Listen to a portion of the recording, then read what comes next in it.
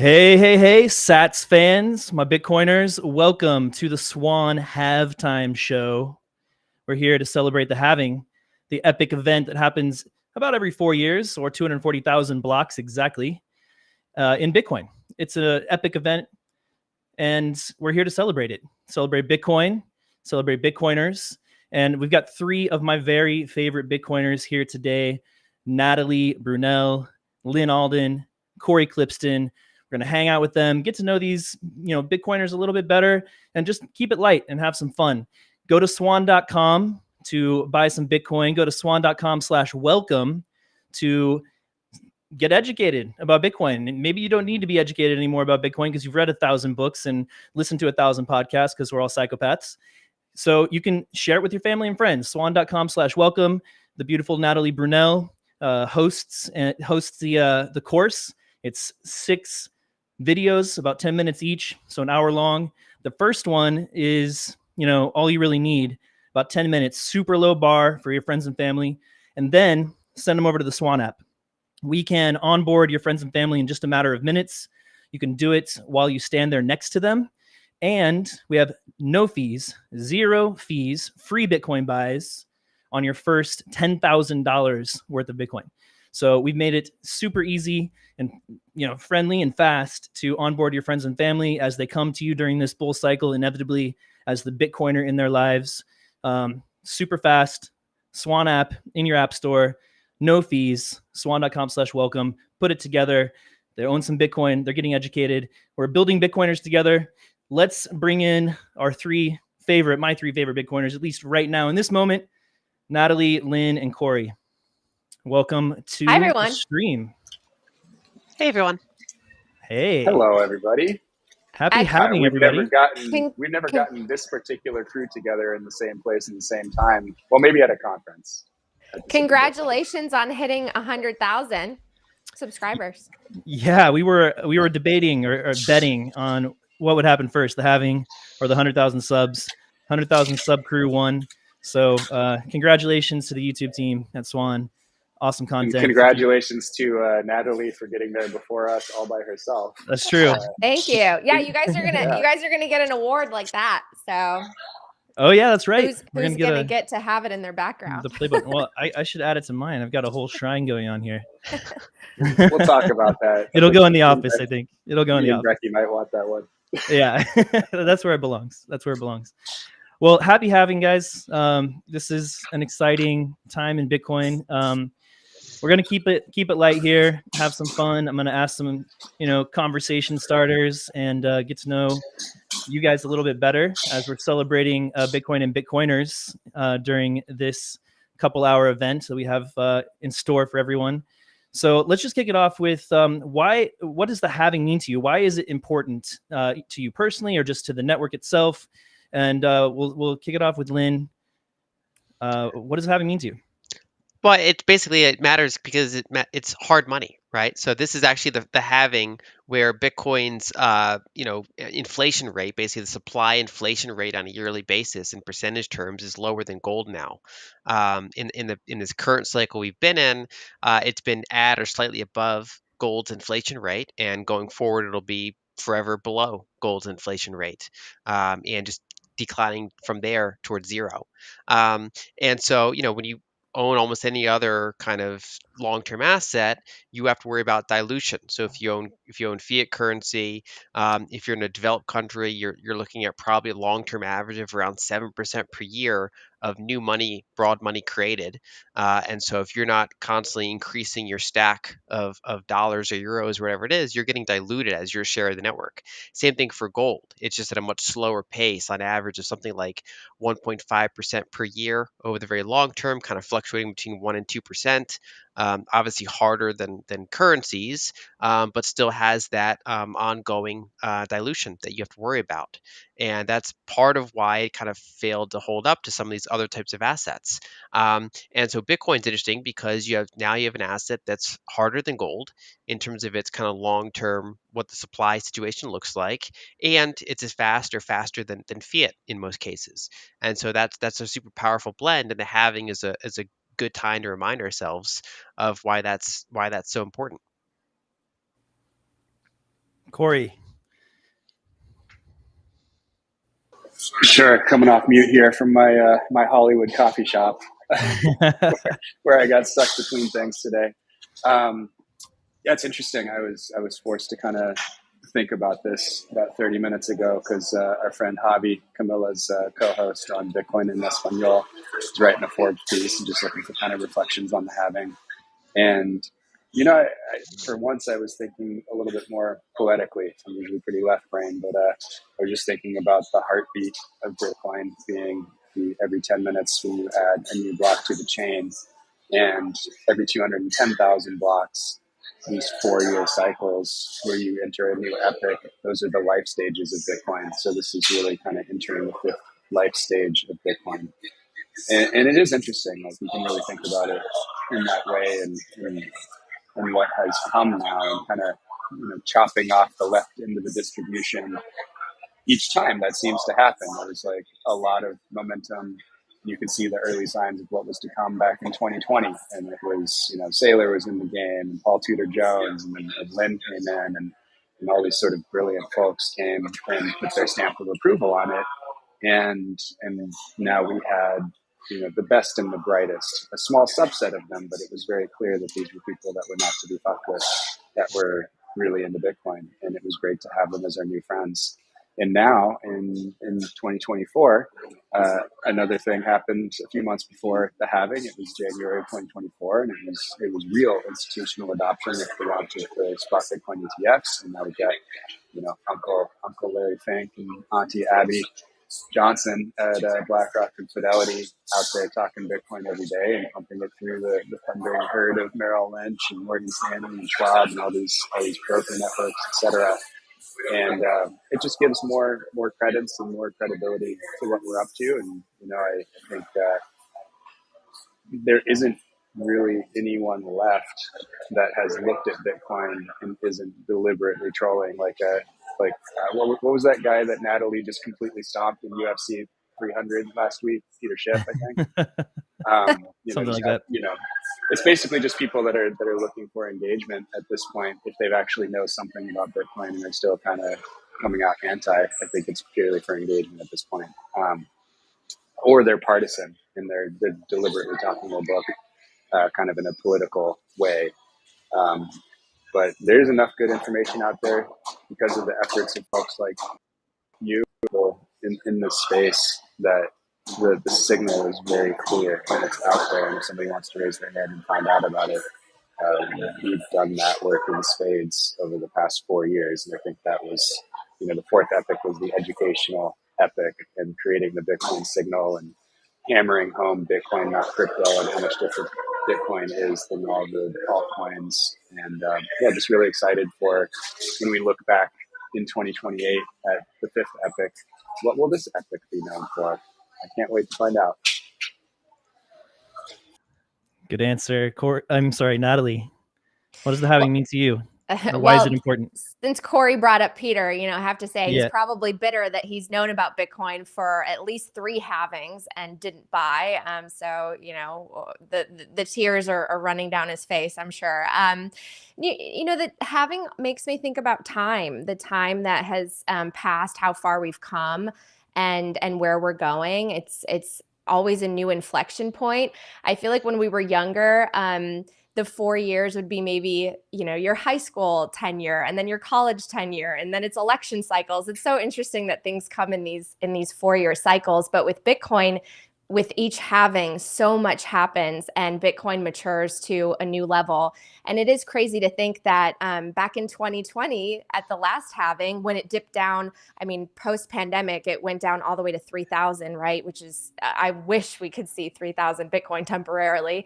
But Michael Saylor wasn't in yet. He was going to come in a couple months later. Lynn Alden was, I think, starting to publicly talk about Bitcoin. And so it's crazy to see how many brilliant, just legendary minds have come to the space to legitimize the asset and make us realize that this is something that everyone has to pay attention to, including the sophisticated investors who hadn't for so long and had dismissed it. So I think it's a a really exciting time. I wonder where we're going to be 4 years from now, just in terms of the ecosystem and all the great companies that are being built, and the applications with Bitcoin. It seems like more and more people are really understanding the difference between Bitcoin and crypto.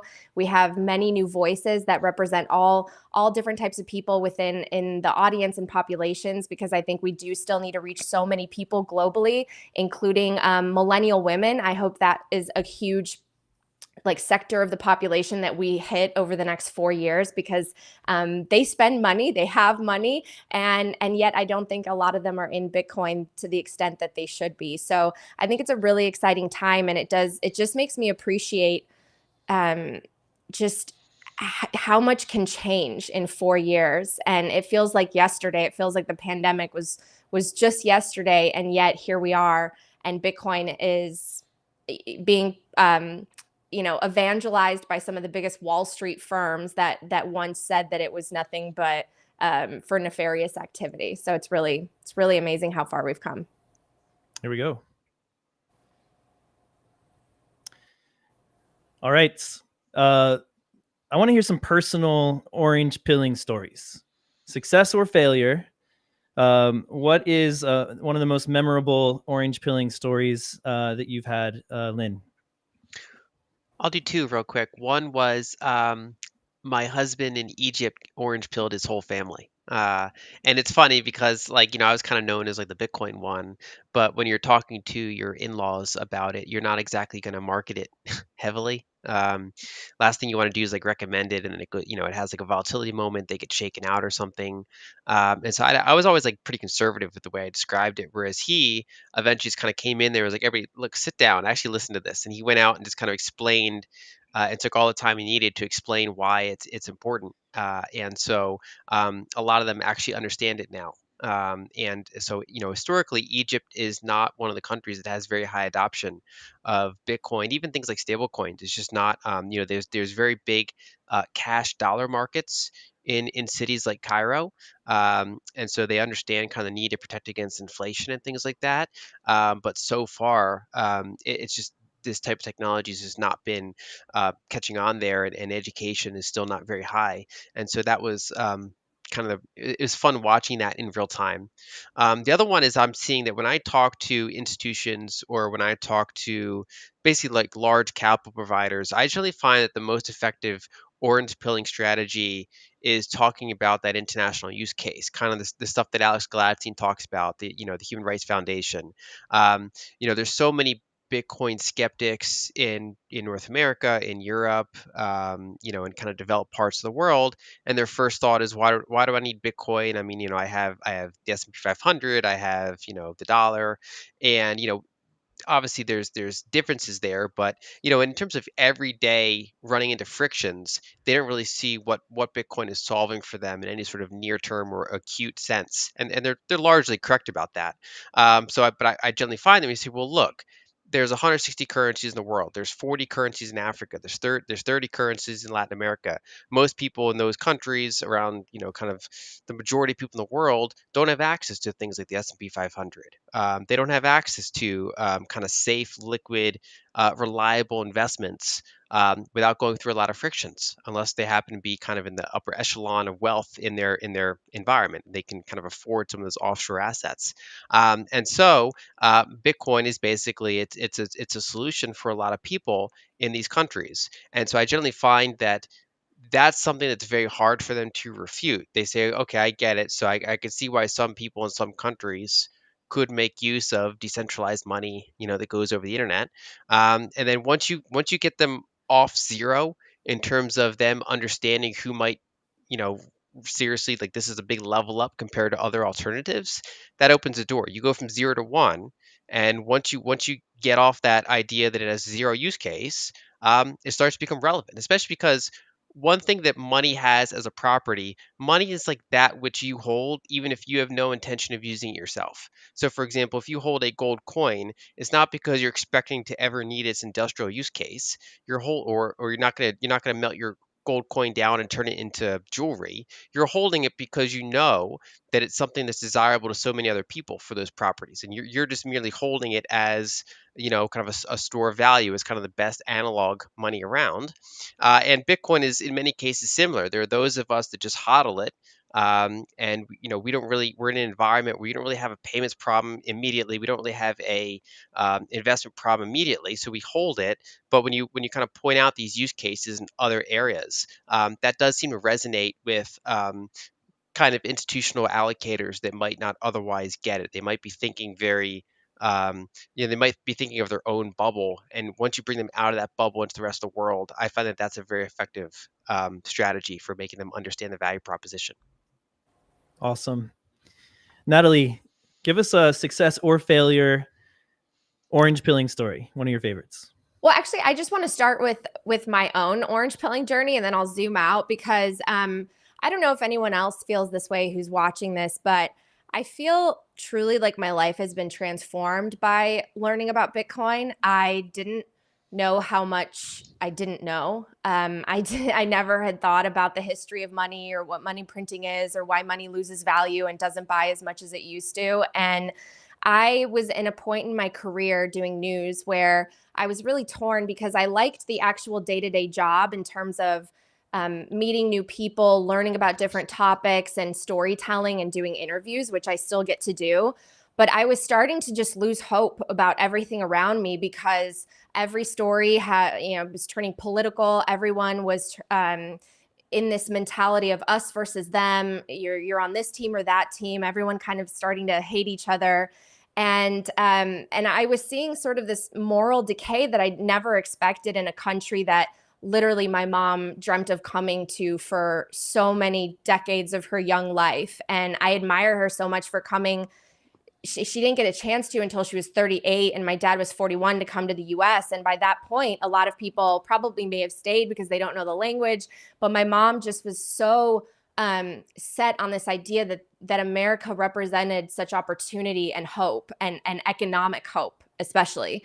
And so I saw how much they sacrificed. And by the time I reached college and working age, I just felt like that hope was gone. I wondered if I was ever going to be able to afford a house and the family that I wanted and retirement. And I was getting so stressed out and feeling like I was working so hard. And even with every notch of success that I would have in journalism, I was still multiple steps behind where I thought I should be, especially financially. And then I started studying Bitcoin, and it took me so long to appreciate all of it because it really is a very deep and elaborate rabbit hole.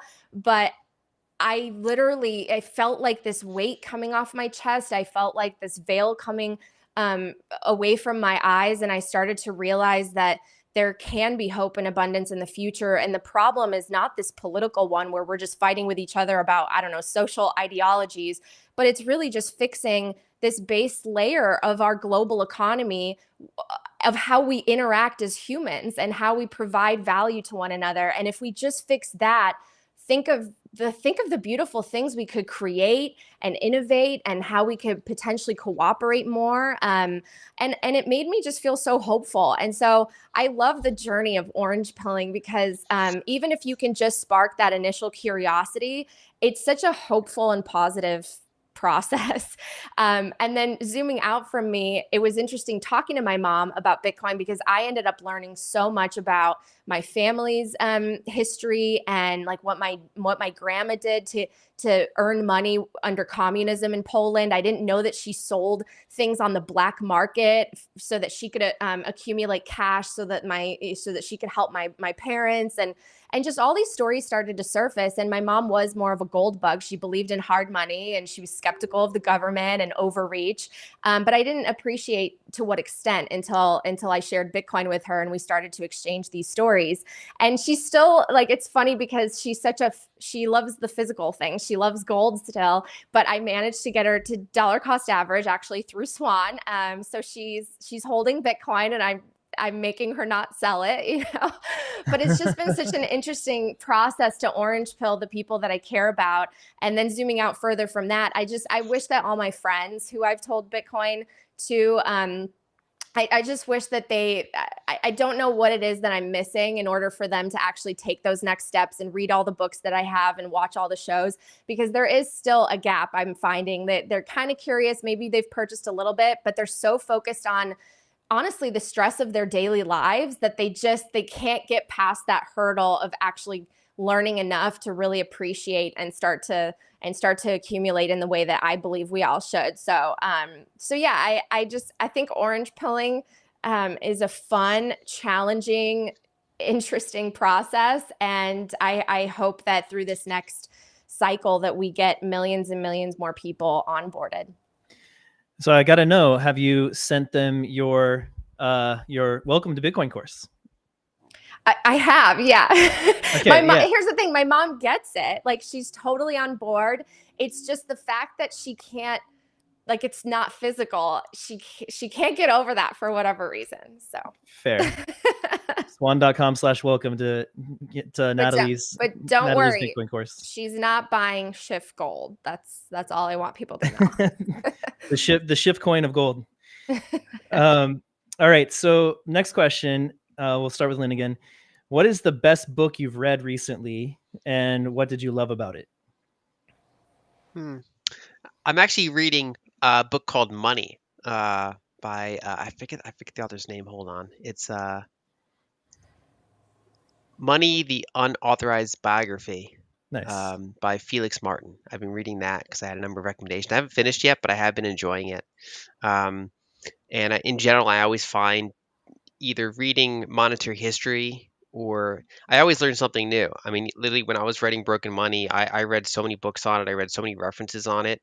And yet, even when I dive into a new book now, and I'm like 20, 30 pages into a book, I'll already have learned something new. There's just an unfathomable amount of information out there. If anything, we live in a problem where there's too much information. There's like a fire hose of information. And the hard part is determining what is important and what is not, which is what I try to focus on. But yeah, I think for me, Money: The Unauthorized Biography is kind of the most recent thing I've been enjoying. Awesome. Nat, what is your favorite book you've read recently, and why? Right. I just started the book Lords of Finance. It's a book that I've heard a lot of Bitcoiners talk about, and I think Luke Groman has mentioned it on the show. Sam recommended it too. So I literally just started that one. Before that, I had just finished rereading the Fiat Standard because I have a women's book club in the Bitcoin space. And so we focused on Fiat Standard, and we literally just completed it like a week ago. And then I also read a book where I had the author on my show just this week. I don't know if you guys are familiar with Steve Barry. He's like a New York Times international bestselling author. He wrote the Cotton Malone novels, and he actually focused his most recent one on Bitcoin. And the whole plot is about who Satoshi Nakamoto is, and there's a CIA connection, and he actually talks about the history of money in it. And it was a very fascinating read because I had not read an adult fiction about Bitcoin. I hope it starts, a new genre. That would be really cool. So, if anyone's interested, he was my Monday episode that I shared, and really an interesting book for sure. Awesome. I saw in chat that somebody said the Book of Satoshi is good. And I'll go ahead and show that for a second, because I think it's one of the Bitcoin books that isn't as well known as it ought to be. It is a compilation by Phil Champagne. He compiled all of the publicly written works and some private emails between early Bitcoiners and Satoshi. And it's all, it's in chronological order, and it's a great read or listen. You can get an audiobook too. When I was an early Bitcoiner, I used to actually fall asleep listening to the Book of Satoshi, almost like it was a Bible or something, like study at night. And so you can learn a lot from it, and it's just fascinating to get into the mind of the creator himself. And of course, if you haven't yet, everyone has to read Broken Money. It's an amazing book. Lynn, you did a phenomenal job, and congratulations on all the positive reviews and the sales that you have. I appreciate that. Thank you. It's such a compelling read too. It's like, it's one of those, it's as far as like a nonfiction book about money can be a page turner. Like, it is actually a page turner, which is pretty quite the accomplishment. That was the challenge: how to get a 500-page finance book read. Right. Some of the personal finance books out there, they can reach a broad audience. But if you're writing like a monetary history book, or like a kind of a book that's more structural like that, it's a tough Yep. sell for a lot of people. So that's why I kind of open it with real world human examples rather than like a dry open. And I am getting feedback that it's readable even though it's long, which was kind of the goal. Yeah, Well, absolutely is. and Lynn, I love that you talked about it from the context of just money being a technology. And I can't tell you how many times I've thought about different parts of your book, including what it actually means for us to be the global reserve currency, as well as why we ended up with fiat. And I have to thank you because everyone was so kind about that Peter Schiff clip, but I like wish I could redo my debate because I wasn't prepared. They sprung that on me last minute on Fox Business without telling me, and they said I would have to talk about the halving, and then suddenly it was this gold debate. But I thought my first comment from after what he said was just this idea that because of gold's drawbacks and defects is why we have the problems in our current system, and we papered over it, and through technology kind of telegraphing on top of this physical metal and Yep. being able to rehypothecate it and fractional reserve bank. You made me connect so many dots and appreciate things in a way that hopefully it will help simplify the message to so many people, because everyone can appreciate changing technologies. Absolutely. Yep. Okay, next question. If you could, and we'll start with Natalie this time. If you could instantly become an expert in something that you're not already an expert in, what would it be? Well, I still say Bitcoin because I still feel like I have so much to learn. Fair. Like mining, I wish I could just be an expert at explaining mining and the energy components really simply, because I think going forward, that's going to be sort of our next battle. All the misconceptions surrounding energy use and just being able to articulate all of that very intellectually in a way that a general audience can understand. That's something I'm personally working on. So I would still say Bitcoin. And then I just wish I had a better memory. I feel like I read so many interesting things and my memory is just not as good as I wish it was. And I wish I had the superpower of a photographic memory. So do I. That'd be so nice. Lynn, if you could become an expert in something that you're not already an expert in or already studying deeply, because Natalie got away with one there, what would it be? I guess not studying deeply, I would say probably music. I'm not very musically inclined at all. And so that's something that I guess if I had to get into a field that I have zero talent in or kind of knowledge of, it'd be music. One that's a little bit closer, I guess, would be fiction writing. So I've studied kind of like, architectures of fiction. I've read fiction. I've kind of looked in how to write a decent fiction book. It's something I'd like to eventually do is write a fiction book. And that seems it's more realistic in the sense that if you write a lot of nonfiction, you at least have some of the puzzle pieces in place to eventually write fiction. So that might be something I pursue in the future is trying to get more of an expert on and more practiced on writing something that's a little different than what I've been writing for many years now. I would love to be able to write fiction as well. I think I might do that someday, but I feel like I need a lot of time and space to kind of figure it out. And Same and here. Yeah. yeah. But I would love to see a lot more Bitcoin fiction too. I think it would be really cool, like kind of a subgenre of science fiction, maybe. I would definitely read that all of that stuff. I know someone working on a Bitcoin romance novel with Oh, really? star-crossed lovers. I think it would be a great read, actually. I will read it just because I really want to see some Bitcoin fiction. Okay, we'll go to Lynn on this one first. What's something that you're passionate about that some people may not know, or many people may not know? One would be fiction, which I just covered kind of like sci-fi or fantasy. Just Yeah. kind of thinking of different scenarios, putting characters in those scenarios. I guess the other one would be nutrition or like fitness in general. It's something that a lot of people. It's funny in the Bitcoin space. A lot of times they get into Bitcoin and then they're like, well, what else is like the establishment say not fully caught up on, or what things are that I think were true are maybe not true. And so often people that kind of realize they don't like how the money system works, they prefer Bitcoin instead, they end up going down similar rabbit holes around nutrition or fitness or the sun or whatever it might be like that. I kind of did those in a reverse order, where I got kind of uh, disillusioned with kind of establishment nutrition recommendations or fitness recommendations. And so I did this whole rabbit hole of like looking through a bunch of scientific studies and like experimenting. Like I would do things like I went on a ketogenic diet for a while, and I would like measure my blood ketones Mm-hmm. and kind of Done treat that. it like a science experiment, like an engineering problem, Wow. and kind of document it like that. And that was, I it's funny, it's more profitable to go Bitcoin first and then these other things. But I went those other things first before I kind of fully got Bitcoin. Yeah, I've done that with keto as well, and I need to get back into it and stick with it. It was really nice. Like, some people know that it's about the weight loss benefits and stuff, but because it burns fat instead of carbs for energy. But it also made my mind like just really clear, and I had more energy and focus as well, which was really interesting. That's why I did it. Yeah, it Yeah, wasn't for weight loss or anything. It was for kind of the overall health benefits, and then also specifically some of those mental benefits. And it's yeah, it's interesting because you can go through a period where it's like you feel worse and then you feel better, and there's reasons as to why. right. But instead of just kind of approaching it like, I think I'm in ketosis, I was like, no, let's actually measure it. It's a measurable thing. It So is. it was like a fun little project that I went down. Yeah, it is cool. All right, Natalie, you're up next. Something you're passionate about that many people may not know.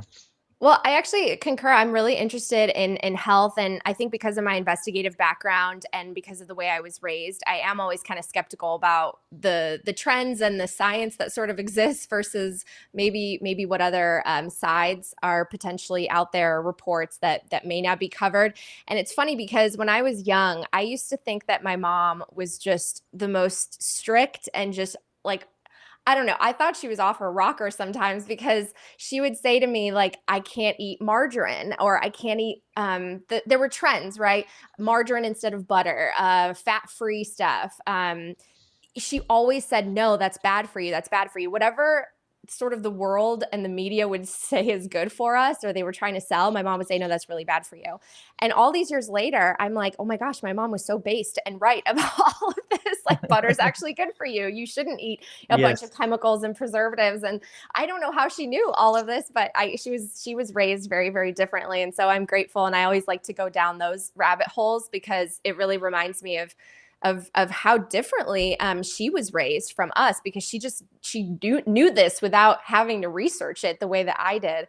And then I would say the other big one is I'm super obsessed with Italy. I love Italy. I used to live there. I speak Italian actually better than Polish, which is embarrassing because I'm from Poland. But I love Italy. I'm staring at a photo on my wall right now of a part of the Amalfi Coast, and I just think it's the most beautiful culture, the best food. I cook Italian food all the time, and my dream is to maybe someday, if Bitcoin really goes crazy, to have a house there.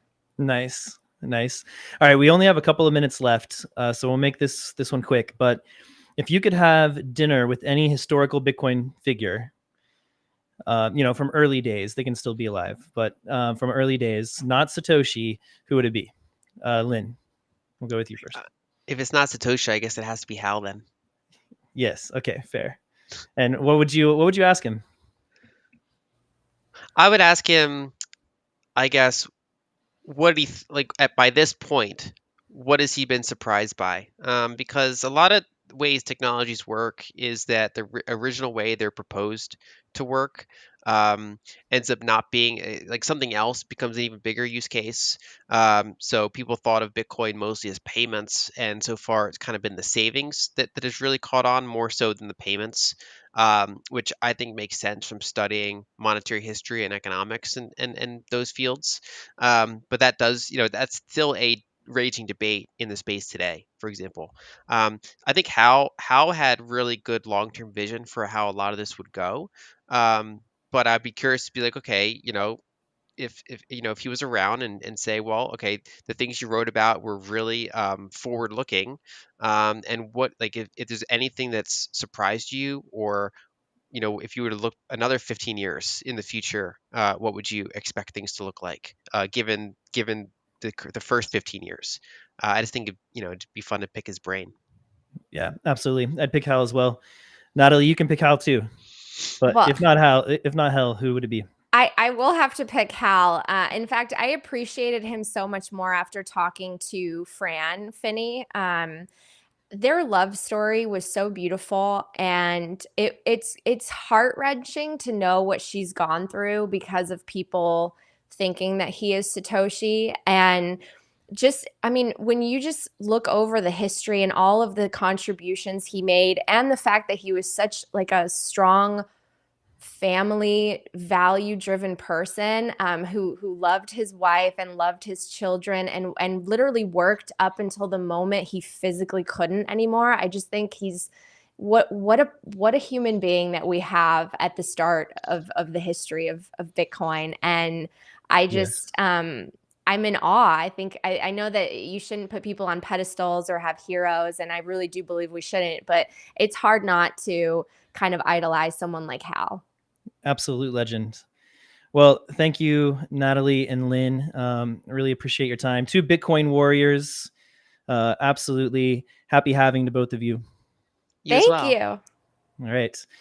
Bitcoin warriors. I am an advisor to this project, so I'm going to show, this is the Bitcoin trading cards. Here's Natalie's Bitcoin warrior card at Bitcoin trading cards, and Lynn's. And I love, this is one of my favorite cards. It's got the DeLorean in the background because Lynn has gone back in time and knows all the answers to what's going to happen in the future.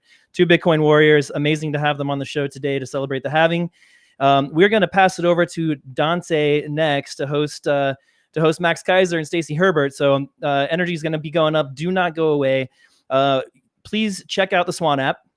Search Swan Bitcoin in your app store. You can onboard Orange Pill your friends and family, and Swan's made this super fast and simple. Orange Pill your friends and family, get them to download the Swan app. In a few minutes, they'll be able to onboard and start buying Bitcoin, and 0 fees on the first $10,000 of Bitcoin buys.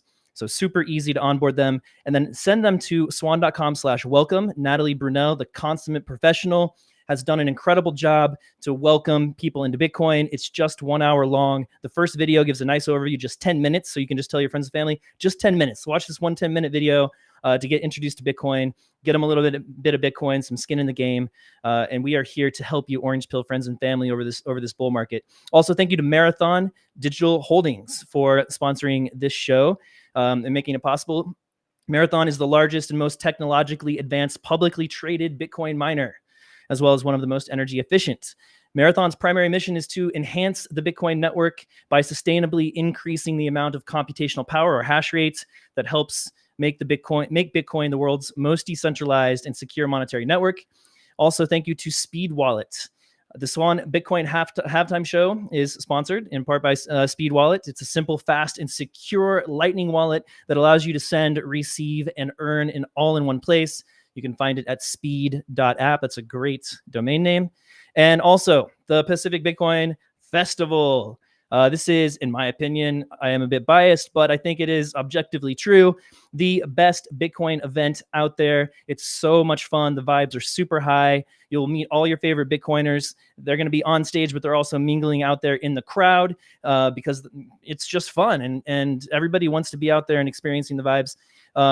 It is October, I think, 19th and 20th, 18th and 19th, I think, this year. You can grab your tickets now. Use code Signal for 21% off, and grab those right now because, as you know, these tickets just go up in price as we get closer and closer to the event. So lock that in right now with code Signal for 21% off at pacificbitcoin.com. I'll see you there. Natalie will see you there. Lynn will see you there. And we're going to hand it over to Dante for the next. Actually, I think we're handing it over to Kristen, who is the queen of the Pacific Bitcoin Festival, for a little interlude before we hand it over to Dante.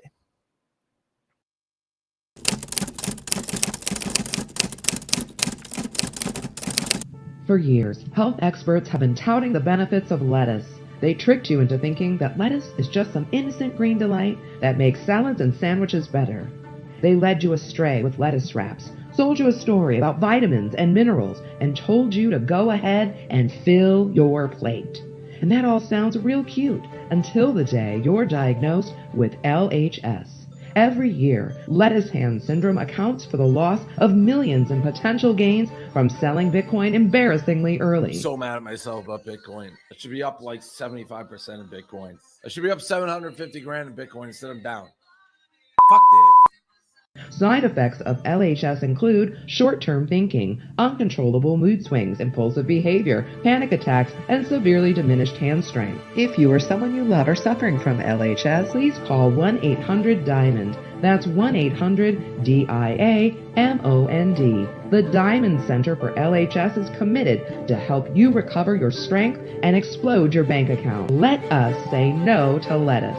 The Diamond Center. Strong hands, strong heart, strong staff. LHS may cause periods of profound sadness, loss of staff, despair, loss of respect of friends and family who used to look up to you, online humiliation, and massive FOMO during the next bull run. Have fun staying poor.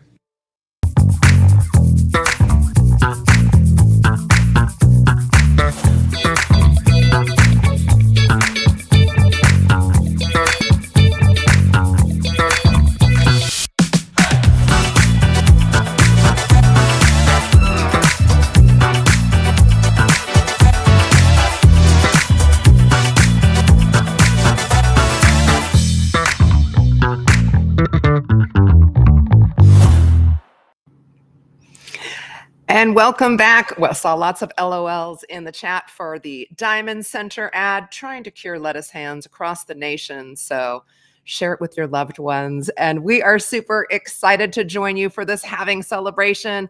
I'm Kristen Thompson. I'm the head of events for Swan Bitcoin and the director of the Pacific Bitcoin Festival. We wanted to pop in and play the Bitcoin Minute to Win It. And to help me, I'm going to call up the queen of Pacific Bitcoin social media, the voice of Swan, PB, Joy in Bitcoin. She's also bilingual. She's also my good friend, Camilla Campton. Thanks for joining us. Woo! Thank you for having me. I was trying to compose myself after that video that even though I've watched it so many times, I don't know why it was just extra funny today. You know, we got to have a laugh. Look, really we love good. to be serious, and Bitcoin is serious business. But while we're revolutionizing the world, we want to have a good time while we're here, right?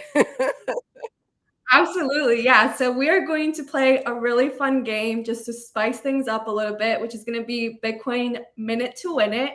We have our two contestants backstage getting ready. So how it's going to work is that we're going to bring up these two contestants. They will have 1 minute to grab as many Bitcoin items as they can in their house around them. And then once the minute is up, we're going to count them together and then see who is going to win a ticket for Pacific Bitcoin. Amazing. I have my timer ready. Let's bring up our guests. And if you're playing along at home, just know you too can come to Pacific Bitcoin. If you haven't been, while our guests are joining us, I'll let you know it is the West Coast marquee Bitcoin event where we fuse Bitcoin, of course, along with sports and entertainment and parties. And thanks for joining us, gentlemen. Thank you. Hey, Glad I to see be here. familiar faces. I feel like, I feel like I've met at least one of you before. So glad to have you. So start thinking. We're going to give you a minute here to get your brains in order. Start thinking about what you have around you that is Bitcoin paraphernalia, swag, anything. It could be already on your head. That's fine. I'm going to put a minute on the timer. And then when I'll give you a warning when we have 30 seconds, 15 seconds, we'll come back and count and we'll give away a ticket or two to Pacific Bitcoin. We'll also make sure to share a discount code with our viewers who are watching live. On your marks, get set, go. You have 1 minute on the clock while you're looking around. It might be on your wallet. Okay, now one of you isn't going anywhere. I'm a little sus here. Camilla, what is your favorite piece of Bitcoin swag while we're letting our friends grab their gear? Oh my gosh. Okay, so my favorite, I have it right here just because it was a really cool jacket from Oh my last gosh, year. I love, wait, your background's trying to block it out, but that's okay. Put it, there you go. It's absolutely gorgeous. Even the inside is really gorgeous. Designed by I Jasmine. love it. Jasmine Tam. If you don't know Jasmine, she is our branding director at Pacific Bitcoin. So all the glorious swag that you get to see. We've got 15 seconds left on the clock. I just want to share while we're waiting. I just got this cute little moon man while I was at the beach. I think it's supposed to be like a planner, or you could put like pencils or pens in it. But I was like, I need a moon man. I had no moon man in my house. And I have the blue version of the Pacific Bitcoin jacket. Okay, that's going to be our time's up. Enough out of me. I love how this guy is like going up on his chair. I wonder this is true Bitcoin entertainment here. Awesome. And we didn't give you gentlemen a chance to introduce yourself. So as you share your items, you can introduce yourself with your real name or your handle, whichever you prefer. So with the glasses, you may introduce yourself. You are? My name is Fritz, and I run Satoshi's Militia. We've got a little channel and some videos coming. So big Bitcoin maxi here. Love it. And Fritz, what items, and we can count them up with you, and then we'll have you maybe share one as well. But how many items did you find? I've got a lot of books. I've got some orange pills here ready to go. Yeah. I had another set of, they look like Altoids, but they're also orange coins. Orange pills. Okay. Satoshi's white paper I have at the ready when I need to, double check my foundations here. So we're at 4, I think. Yes. To remind myself about inflation, I'm actually a millionaire. I've got a Zimbabwe $500 million bill. Wow. If I need to cash out at some point. I have, I've been reading the Fiat Standard, Saifedean's book. That's 6. You're programming Bitcoin. 7. Yeah. This is an old one. Confessions of an Economic Hitman reminds me of, economic policy, U.S. global policy. For a little lighthearted entertainment, I enjoy the Little Hodler. Read that to my kids, and I love all the Little Hodler stuff. Love it.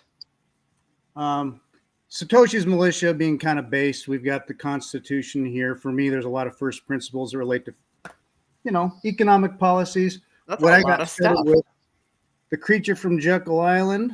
Yeah. Griffin's book. That got me going 20 years ago, to be honest. And then a little introductory to Satoshi. The Book of Satoshi. Beautiful. I read a lot of books. I think you're at 10. Is that 10? That's 10 items. That's a lot. I've got a lot of random swag. So stickers. Fix the money, fix the 11, world. 12. Holy moly. This guy, Bitcoin. This guy is. You are serious. All right. Anything else? I have my... Just give him the tickets. Just give him the tickets. I know. You just go home. Bye. I thought I had my bracelet from the last Bitcoin conference in Miami. I can't find it here, but I don't think this is it, but it was another one. That doesn't count. Well, that's amazing. You've got what else? Oh, yeah, Unchained. We got an Unchained sticker. What else? Where's my Swan sticker? Yeah, if you don't have a Swan sticker, we're going to have to kick you off the live stream. I'm sorry. No, we wouldn't do that. Where is your Pacific Bitcoin bracelet? Oh, that's a good one. I want to go to Bitcoin Beach someday. My friend is there right now for the Halving shows, and I'm jealous. Amazing. I've got other stickers. I don't want to just dilute the points here, but Oh, that's great. I love we love it. The art and culture around all the Bitcoin stuff. I've got my own sticker here. Satoshi's Militia. That's my brand. Well, before we go to our other guest, have you been to a Bitcoin conference before, and do you have a favorite moment of just somebody you met or something that happened when you get together with Bitcoiners in real life? Absolutely. So for me, it's weird, but I'm stacking sats all the time. And when I go to a conference, I'm thinking, that's some Bitcoin I could buy. I want to go, but I'm not rich and I'm always stacking sats. So I think of the calculation there. The only one I've been to was the Miami 2024. I'm going to one in Portland here next month. I plan on going to Pacific Bitcoin. I haven't bought tickets. but I want to go to Pacific Bitcoin. I'm debating Nashville. Great. Well, Bitcoin. I'm out here in Portland, so we'll get Awesome. in person at the event that's coming up here, and there'll be some other Swans. Vijay Boyapati is going to be speaking there. Scott Kisser. So we're going to have an amazing time in Portland, and then of course October Pacific Bitcoin. We will definitely see you there as well. Yes. With all your swag. I want to say hello to our other guests, and you are. Hi, I'm Jair. Hi, Joe. And are you in a hotel? And is this why you don't have a lot of swag with you? Oh my gosh, I feel terrible. Okay, but what's on your head? Is it a Bitcoin hat? No, it's not, Christine, but I want to thank you because I met you in person in Pacific Bitcoin last year, and I thank you in remember. person. And I also met the Princess Camila as well. I met her in person with her baby. And her family. So it was a great experience with you guys in Pacific Bitcoin last year.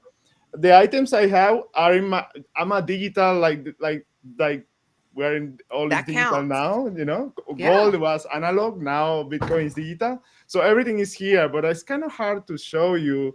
But I have 21 lessons. I have layer money. Yeah. I have the Bitcoin standard. Yeah. I have the price of tomorrow. Yeah.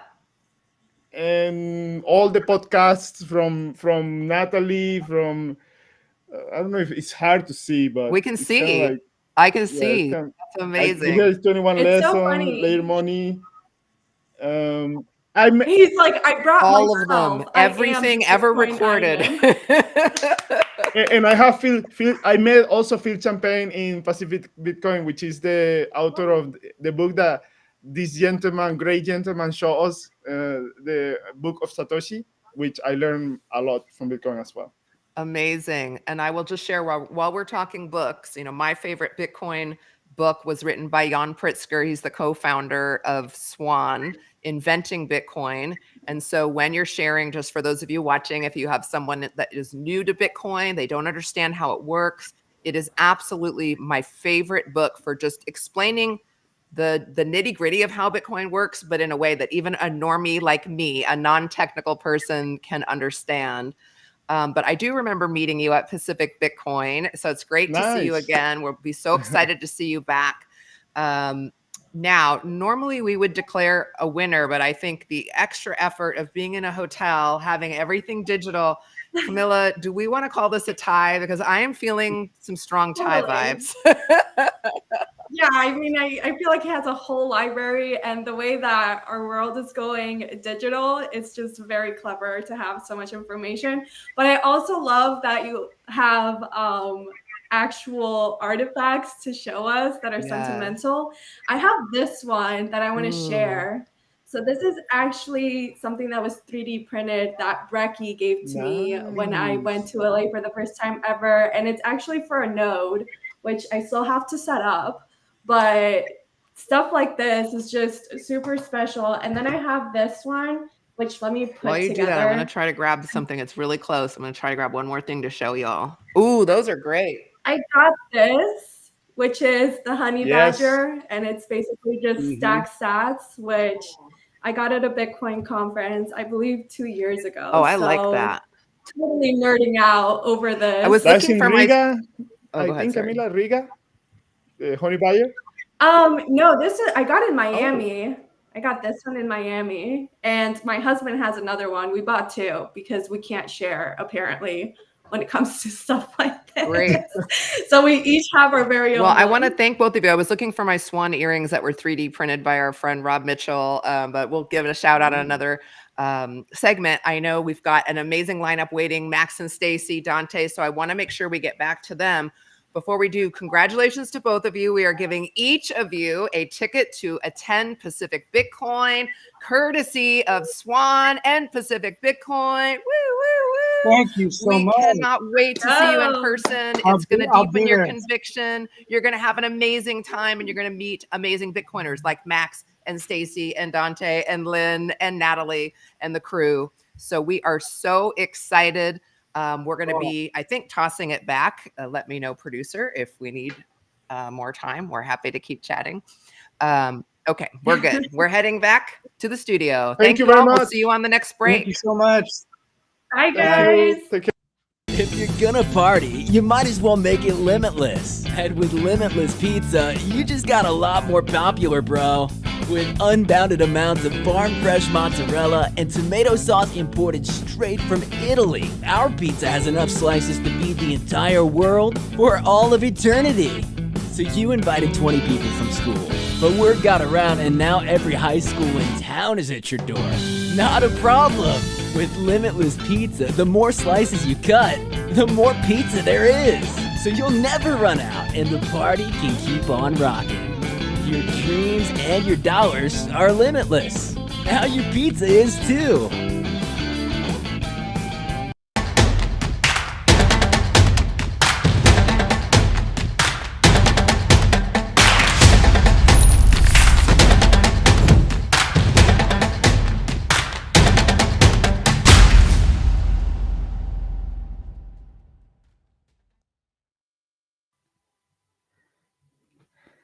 All right, are we on?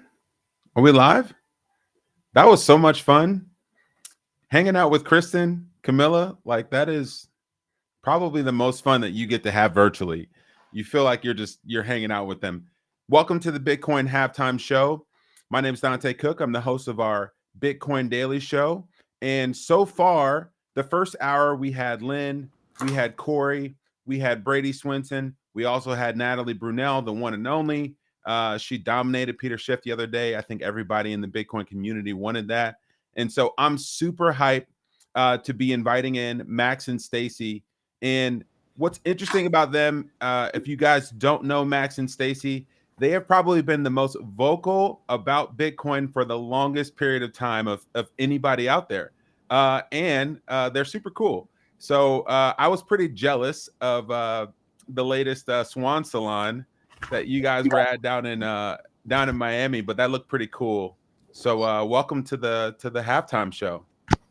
Well, it's nice to be here, Dante. We missed you in Miami as well. Yeah, Dante, great to see you, and looking forward to seeing you again soon. We've got other events coming for Swan. It's gonna be awesome. It's a good time. It's a wild time. And as we look back, I look back personally, because these epochs or epics, whatever you want to pronounce them. I pronounce it epoch. Epoch. There you go. Epoch. They've got lots of implications, for all of the things that happen in the Bitcoin network globally that we're going to get into. But they have just a lot of personal meaning too. The different ways that I've changed. From I think we had 2 kids during this epoch, which is wild. We have 4 kids. And we moved houses, and a lot about, my old life, my old role. I had a company shut down because of COVID. I remember in April of 2020, a company that I've been building with a couple of friends was just shut down immediately, right? And you just think about all of the changes and where Bitcoin was, and becoming a genius, and then an idiot, and then a genius again. I've experienced a lot, and it would be super interesting for me to hear from you all as people who have lived a couple of these different Bitcoin lives through these different epochs. What's different now? Like, how are you all feeling in 2024 versus 2010, 2009? What are the differences of now versus then for you all? Well, it is interesting that this 4-year cycle has taken on its own meaning.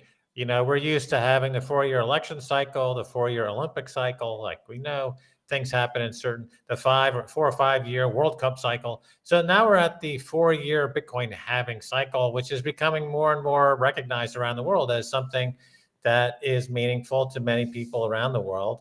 And from the 2012 halving, which was the first one that we experienced, that was an interesting epoch in that it was a transition from the cypherpunks to a slightly more developed community of hardcore Bitcoiners, but still obviously early adopters. There were no real suits in the space at that time. There was still very much cypherpunks and hackers, and there was still connection to Silk Road and kind of an underworld quality to the to Bitcoin, and people were getting arrested, and it was a lot more outlaw at that time. The 2024 epoch is beginning with Larry Fink and BlackRock, creating an ETF and buying Bitcoin from Wall Street. So that's really a much different environment that we're in. I'm changing my name to Epoch Shakur, by the way. Just a bit more of a hip hop feel. I thought I'd spend the next epoch with that new name. Well, hey, you could disappear that way too. Like just kind of fade off into the oblivion. And one thing that's also probably different, and I know that you all. What's up, Peter? How's it going? I'm good. How are you doing? I'm doing well, man. You resting up? Or you I've recovered from all the partying from back-to-back championships? Yeah, I literally just ran home to do this. Yeah, I'm good. How are you? I'm good. Thanks for running. Thanks for joining us. Hi, Max. Hi, Stacy. Hi, Peter. Hi, Peter. Which epoch did you arrive in? Were you in the third epoch or the second epoch, right? A little bit in the second, but not really. Mainly third. Okay. Well, I mean, what Bitcoin did, that came out, 2017? Yep. So you pretty much traversed through that whole epoch, right up to the COVID outbreak, which was that halving would have been in May of 2020. I think the one epoch that has no real definition is the dark times. The dark ages was the second epoch, because you can remember the first epoch quite well, and it really seems like nothing at all like this. The fourth epoch, we're just exiting, because as Max said, it was genuinely the cypherpunks, the autists, the freaks. That's all that was there. And then the first halving then set in some motion of the price action. So up until then, nobody had ever thought of price, really. And then the price started to move. But then we had, I think that was during the very long, dark bear market. And everybody was depressed, and it was kind of quiet. And then, of course, the third epoch was all the ICOs and a lot of, it was post the fork wars, and a lot of content creators came in. And then this fourth epoch is, of course, it was actually Paul Tudor Jones, I think, who came in first, during the COVID crisis in 2020, March or April 2020, he announced he was buying Bitcoin. And Paul Tudor Jones, to anybody who had been around in, the Wall Street financial engineering era, he was a very, legendary. Everybody says that about hedge fund managers, but he was a legendary hedge fund manager. He came in, and then Michael Saylor came in July of 2020. And then, of course, President Bukele and El Salvador came in 2021. So, Saylor and Bukele really define this epoch that we're exiting, in my opinion. Which is wild, because you think that Saylor's been here for forever, like this long time, but MicroStrategy didn't get into the game until August of 2020. And up until then, he had been, a fairly vocal detractor of Bitcoin. So it's just wild to think that the person who is, globally the best enterprise salesman in the world currently, like he's been in the Bitcoin ecosystem forever, but it's only been a few years. And you go back to that epoch before. Let's circle back to the dark days, that second epoch.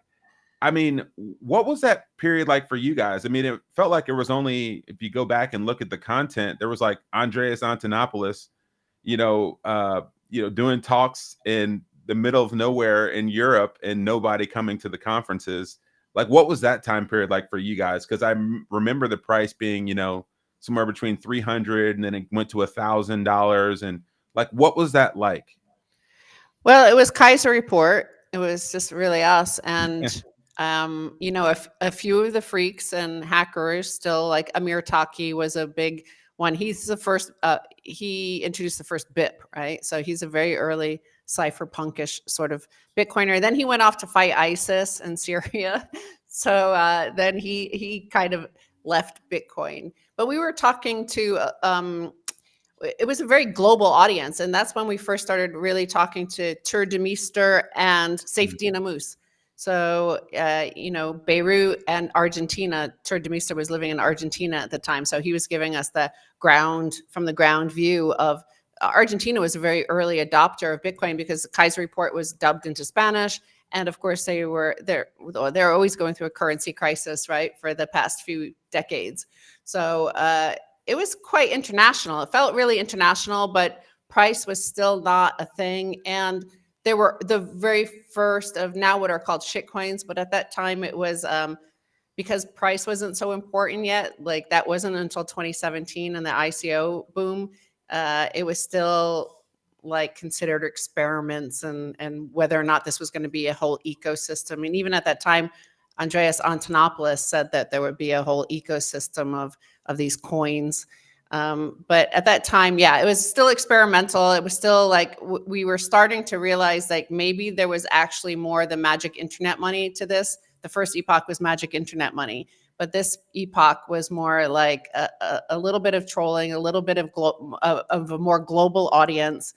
What do you think, Max? Well, a lot of Bitcoiners had been buying Bitcoin at 25 cents and 50 cents and $1. And a lot of them had already become multimillionaires and approaching billionaire status. And I'm thinking about, let's say, Trace Mayer. Trace Mayer really laid the groundwork for everything that Michael Saylor has ever said about Bitcoin in the sense of it being a monetary good or absolute property, absolutely scarce property. It was really Trace Mayer who really laid that all out originally. And, we transitioned from being gold bugs to Bitcoiners in 2011. And we were very big in Kaiser Report in reporting on gold and talking about gold and Austrian economics and hard money. And we were against central banks and fiat money. But we took it from the perspective of being a gold bug at that time. And then when we found Bitcoin, it was, I liken it to when Bob Dylan went electric. He was an acoustic guitar player and suddenly he was playing electric guitar, and people booed him off stage. So this is Max and Stacy. When we went onto Bitcoin, we got a lot of shit online. People saying, "What's this shit coin?" It's worth $50 million, which is what it was. The entire market cap was at that time. And somebody's just going to run away with $50 million. You guys are, you've gone to the dark side. And, we saw the beginning of this major split between the gold bugs and the Bitcoiners, of course. And, you mentioned Peter Schiff earlier. He's always been part emblematic of that Bitcoin versus gold camp. And that's been around really for more than 10, 11, 12 years. And a lot of the early Bitcoiners, you remember the film, The Rise and Rise of Bitcoin? You had Charlie Shrem, you had Trace Mayer, you had Andreas Antonopoulos, and a few others who were really big and successful. The guy up in Sweden, Rick Fuckvinia, who put his entire net worth into Bitcoin when it was under $10. And so they got bored with it, by 2012, 2013, and they went off to do their forks and their hard forks and their silly forks. And they really started what became the fork wars of 2017.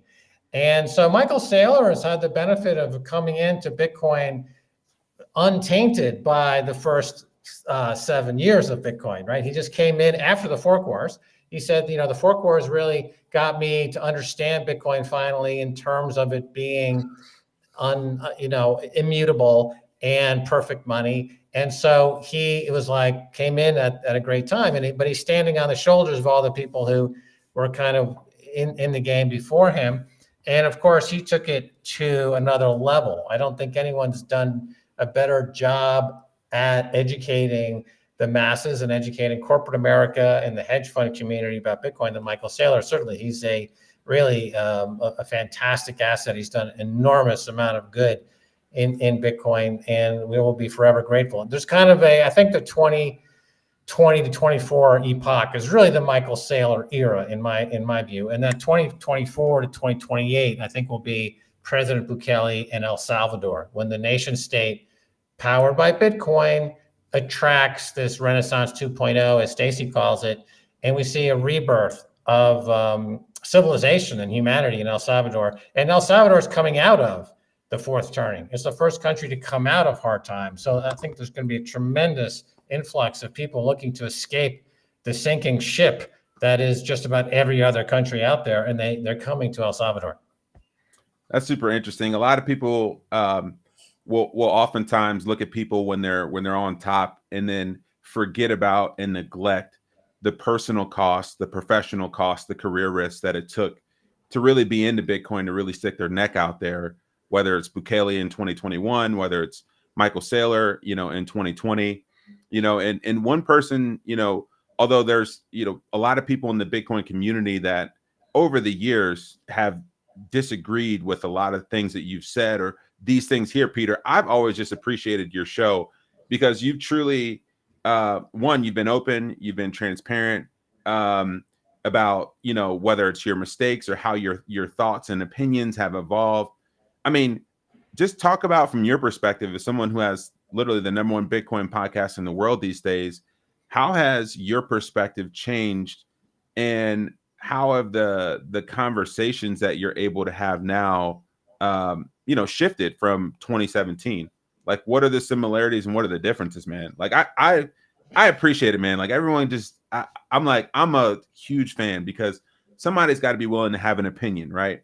And not just the opinion that's popular in the moment or the opinion that everybody kind of agrees with in the moment. I just like how you just ride, with what you feel and what you think, and then you actually back that up with your own investments, with your own time, with your own money.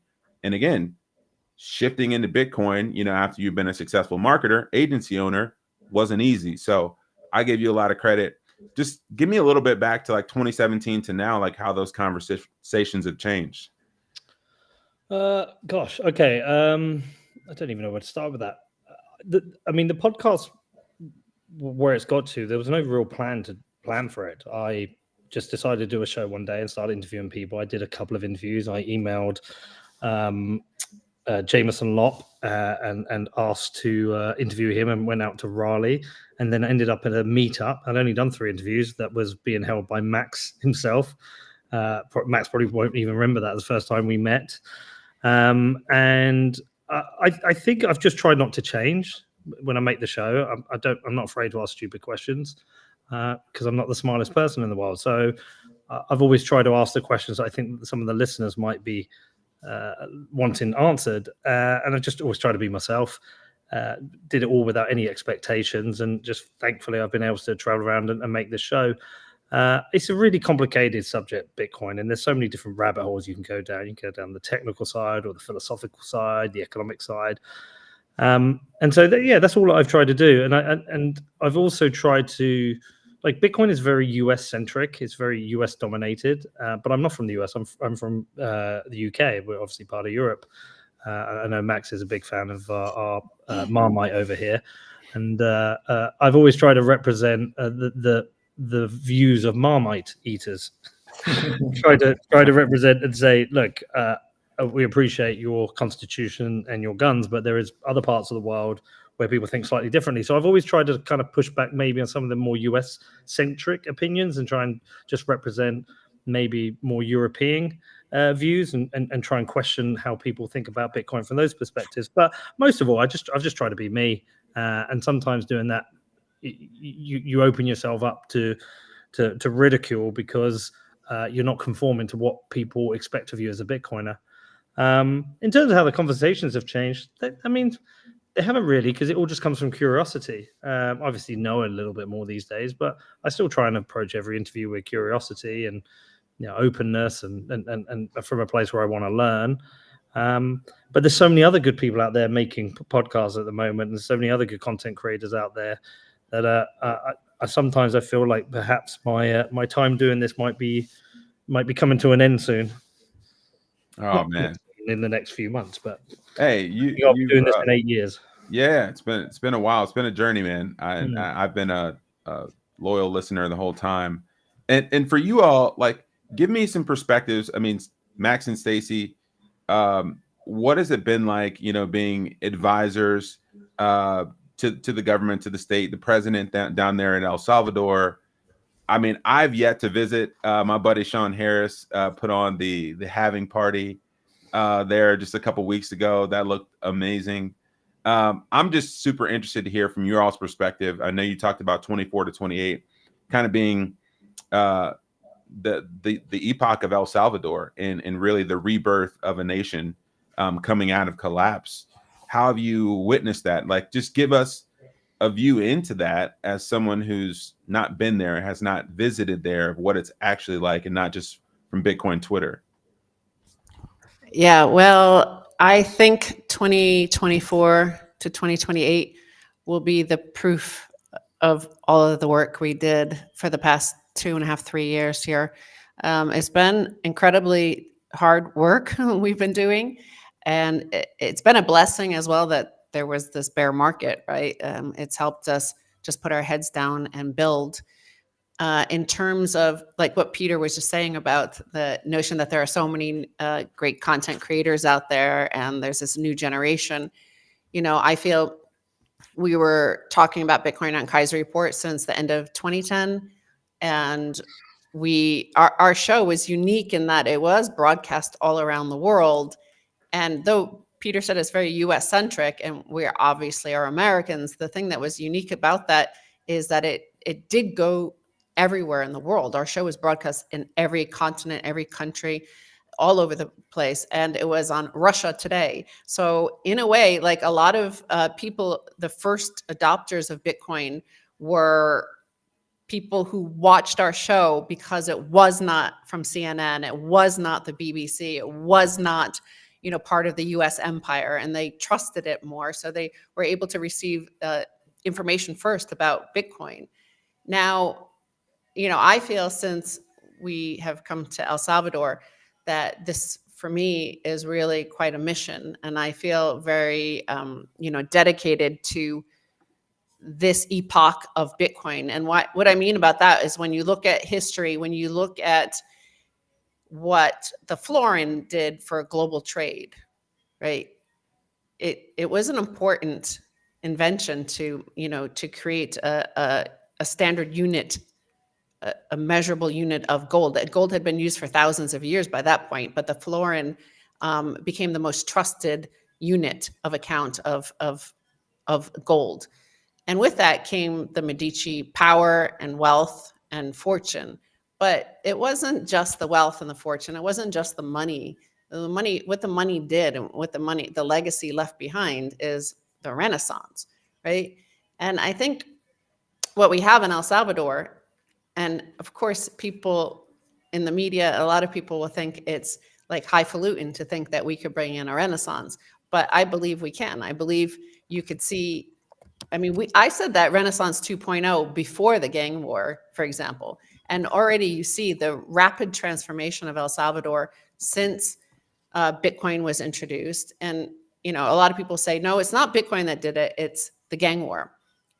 And yes, technically, but in fact, the sort of guy who would adopt Bitcoin as legal tender is the same sort of guy who would protect the right to life, liberty, and property that he did with the gang war. So I think it's you can't extract one from the other. And I think we're building something pretty amazing here. And I think Max is right that this epoch, technically, obviously, El Salvador adopted Bitcoin as legal tender in this latest one, the fourth epoch, but I think the fifth one will be owned and dominated by him because it's not going to be just about the wealthy sort of guy, the Michael Saylor, and how rich he's going to get when the price quadruples from here or quintuples or beyond, right? It's going to be about what happened in an entire country to transform the nation, not just in terms of wealth. I think just what you're going to see built, the new sort of post-fiat civilization. Yeah, Bitcoin is a very rigid governance system. The protocol is extremely rigid. And so on the topic of governance, nation states run on governance models. The United States was an experiment with government by and for the people. And that was a new governance model. But it really has not lasted. It got co-opted by fiat money and proof of stake money ruins everything. As our friend Jimmy Song wrote a book called Fiat Ruins Everything, and I think that's true. So here you have the governance model is very much tied to the Bitcoin governance model of absolute perfect money as the foundational money to build a country on. And the mission here, it's really twofold. There's the Bitcoin maximalist mission, but there's also the need to create a very hard perimeter to keep out the shit coins. And this is, another part of what we do here. And that's been, I think, the proof is in what the results have been. So a lot of people decry the fact that shitcoins are not welcome here on the basis that we're anti-innovation and anti this and that. But the way we look at it is that any incremental gain from any peripheral shitcoin will not be worth losing the value of a Bitcoin maximalist, Bitcoin only country, right? So the Bitcoin only country brand has become so huge and so valuable. I mean, the GDP in this country went up from, we got here as 28 billion. I think now it's 33 billion. I think it's going to be, under Bukele in the next 5 years, they're going to have a doubling of the GDP. It's going to be the biggest GDP in the region, bigger than Costa Rica. And because of the brand Bitcoin Bukele is attracting all of these smart people. They've got several programs in the works. There's the 5,000 passports that are being offered for free to philosophers and artists and doers. You've got the other Adopting Bitcoin passport program. People are paying $1 million to get a passport to come to El Salvador. It's $1 million donation. You've got this incredible education that's happening. It's the best education programs for Bitcoin in the world, led by the best educators in the world, Bitcoin only. And if you look at something called Node Nation, a lot of people say, well, what about when Bukele leaves? Well, the answer is that we're educating the entire country about having their own node. And Node Nation is about educating every Salvadoran to have their own node. And so that means that you're educating the population about becoming individually sovereign.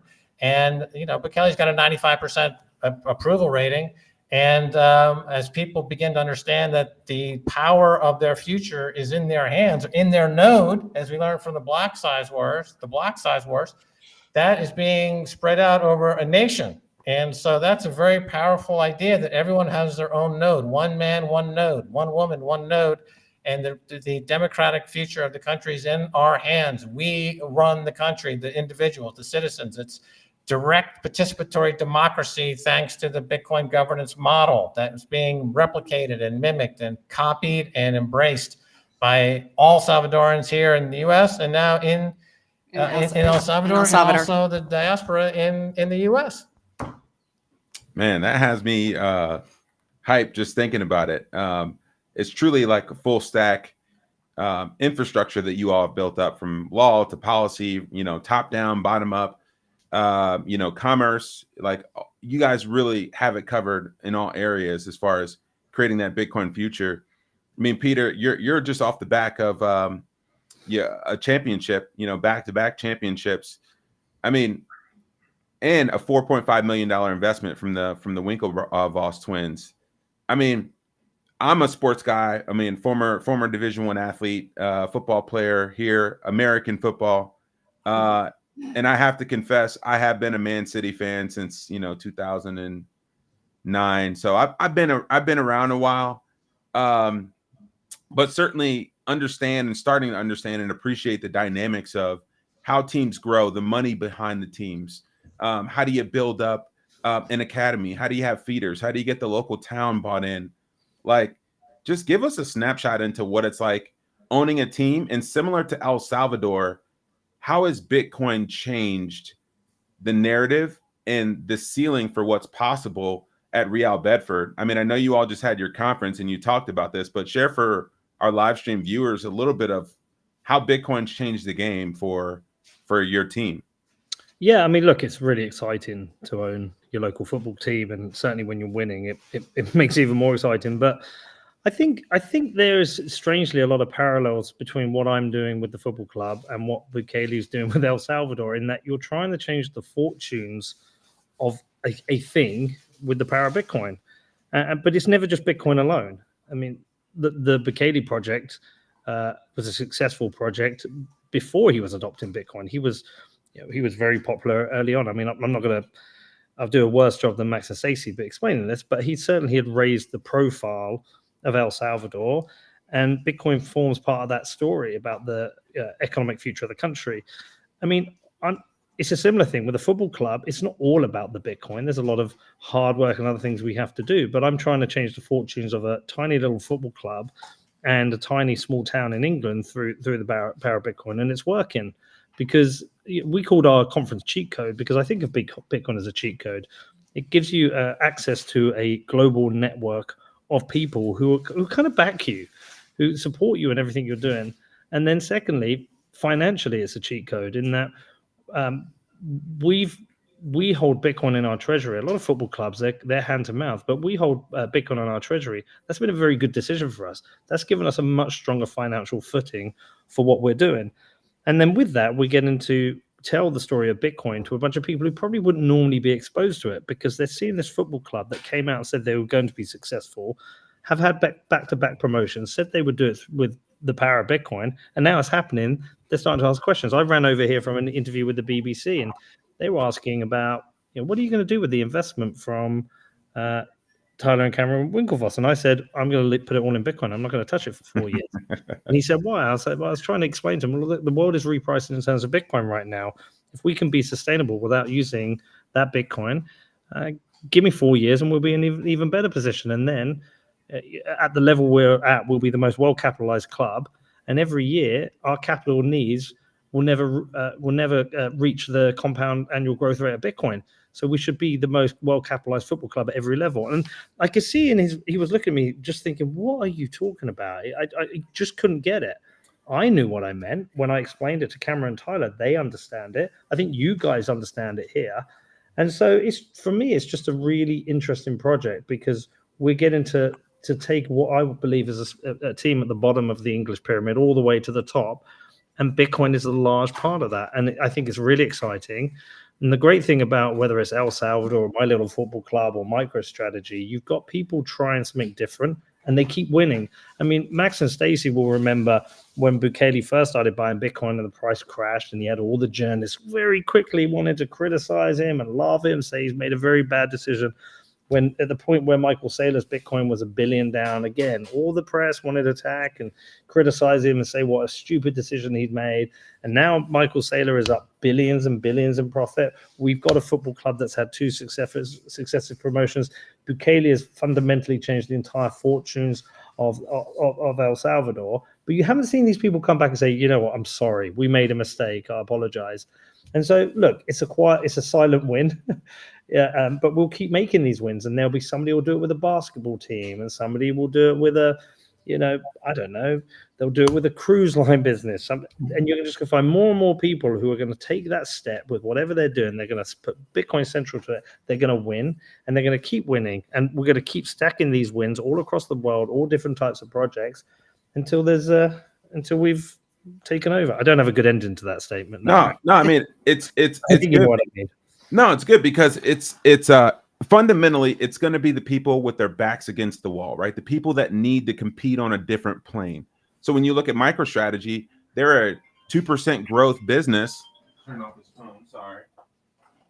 They have a 2% growth business intelligence business, 2,500 employees in an industry that's slowing down with a declining stock price.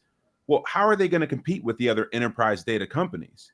You have to change the plane. When you look at El Salvador, right, a country that is developing, coming out of collapse with high crime rates, well, are you going to use the same tried and true, Alex Gladstein points this out, IMF debt-ridden strategy to grow your way out, to build this infrastructure that's saddled with a bunch of these other, challenges?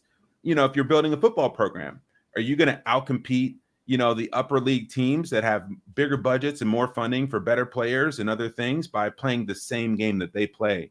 You can't. You have to move to a different level of strategy, a different a field to compete on. And so like all of the different use cases from MicroStrategy to El Salvador to the Real Bedford football team have that in common. It's somebody in the bottom that can't play the same game that the people at the top use, because fundamentally you're going to lose on the same playing field. And so I just like, that's the common thread for me through all of those different stories. That's really unique. I mean, when it comes to this upcoming halving, and I'll let you all get off of here, here pretty soon. I'll give you the floor first, Peter, because I think you've got to run to something else. And Max and Stacy have a hard stop at 3:45 as well. I mean, what's the thing that you're looking forward to the most? No crystal ball. You can't look back, and no one could have predicted, right? The things that happened in this past epoch, whether it be the COVID pandemic, whether it be, enterprise adoption, whether it be ETFs or anything like that. But looking forward, if you had to make one prediction or one thing that you're hopeful for the next 4 years, what is it? Look, it's something that's happening now. It's just stacking more wins. I mean, I started making this podcast in 2017, and I've been laughed at and ridiculed. Max and Stacy were making content back in way before then, from 2011, I think. I mean, 2010 regarding Bitcoin. People probably thought you were even crazier, and you've been laughed at and ridiculed for so long. We've had lazy journalists writing crappy articles. We've had politicians like Senator Warren attacking Bitcoin and lying about it, but they're stacking more L's and we're stacking more wins. And it's getting to the point now, like with a journalist, you cannot get away with it. Certainly on the X platform now, you cannot get away with just outright lying because you get community noted. And people aren't taking these platforms seriously anymore. So I think we're in a transitional period where we're just stacking more and more wins. And the people in the mainstream media or the politicians stacking more L's. And more and more people are starting to realize that, hold on, these Bitcoiners were right. And they've been right over and over again. So I'm just enjoying that. I'm just enjoying stacking the wins. Specifically, what is a way that people across the pond or across the globe can support your team, your club? Like what sends the most sats to your bottom line? Is it merch? Is it buying tickets? Is it season pass? Like what affects the bottom line for you guys, and how can we support you all and make you kind of our preferred team? Well, look, everyone's already done that. Everyone's been so supportive. It's incredible. We had hundreds of people come over from all around the world to our game the other weekend. But look, if people want to support the club, the thing that's most important of us is people coming through the gates. That's going to be very hard for people around the world. So we're trying to build that locally. Outside of that, get a hoodie, get a sweater, get a T-shirt. That supports the club. Tell people about it. But look, this is why we did it. This is why when I realized that Bitcoin was kind of like a cheat code, and that we had to do to be the first team to do it. And since we've done that, we've had so much support. It's incredible from all across Bitcoin. And so I'm really grateful for that. And if people want to get a hoodie or a jersey or come to the game, please, we would love to have you there. All right. Well, maybe we'll get a game in El Salvador one day, if Max can put in a good word. That'd be awesome. We'll see. Well, thank you, man. Appreciate you joining us. Have a good halving. Enjoy that, man. Good to see you, Max. All right, Stacy. see ya. Max, Stacy, over to you. What are you all? I know you've kind of shared a little bit about the vision for El Salvador coming up, and what the next 4 years will look like. What do you think is the most exciting thing, maybe outside of El Salvador, or how about this? Maybe just is there any wisdom that you all can share? I mean, there's always these narratives about the miner concentration and the Bitcoin halving and supply diminishing, and you have the same thing with the block size wars, and it kind of comes back around every single halving of there's not going to be enough Coinbase reward fees and there's not enough transaction fees. So I don't know if there's any wisdom that you all have that you can apply, and then also anything that you're excited about moving forward as well. Well, the only thing I'm excited about in terms of Bitcoin is El Salvador. And when Peter says we're stacking wins, the thing to really look at is it's nothing to do with the price. Okay, the mainstream media, the fiat world, the proof of stake thinking, that sort of mindset, of course, they're going to say, ha, ha, ha, ha, the price is down. Ha, ha, ha, ha, the price is down. And then they remain silent when the price is up, and that's the only thing they focus on is whether you're winning or losing in terms of price. But I know for a fact why we've been winning. And I've been saying this even at the deepest point and the worst point of the bear market that we went through over the past two and a half years. I always said El Salvador is winning. And, you know, some fiat mindset sorts would, in the replies on Twitter, they would say, oh, you're down 50%, you're not winning. But what I always knew and what I saw was that we were building and that we were attracting the best and the brightest to move to El Salvador, to build for El Salvador. So what we're doing is something much bigger than price. Like I said, it's Renaissance 2.0. Lorenzo, the magnificent Lorenzo de Medici, was a freaking wealthy guy. He had a lot of gold. But you know what?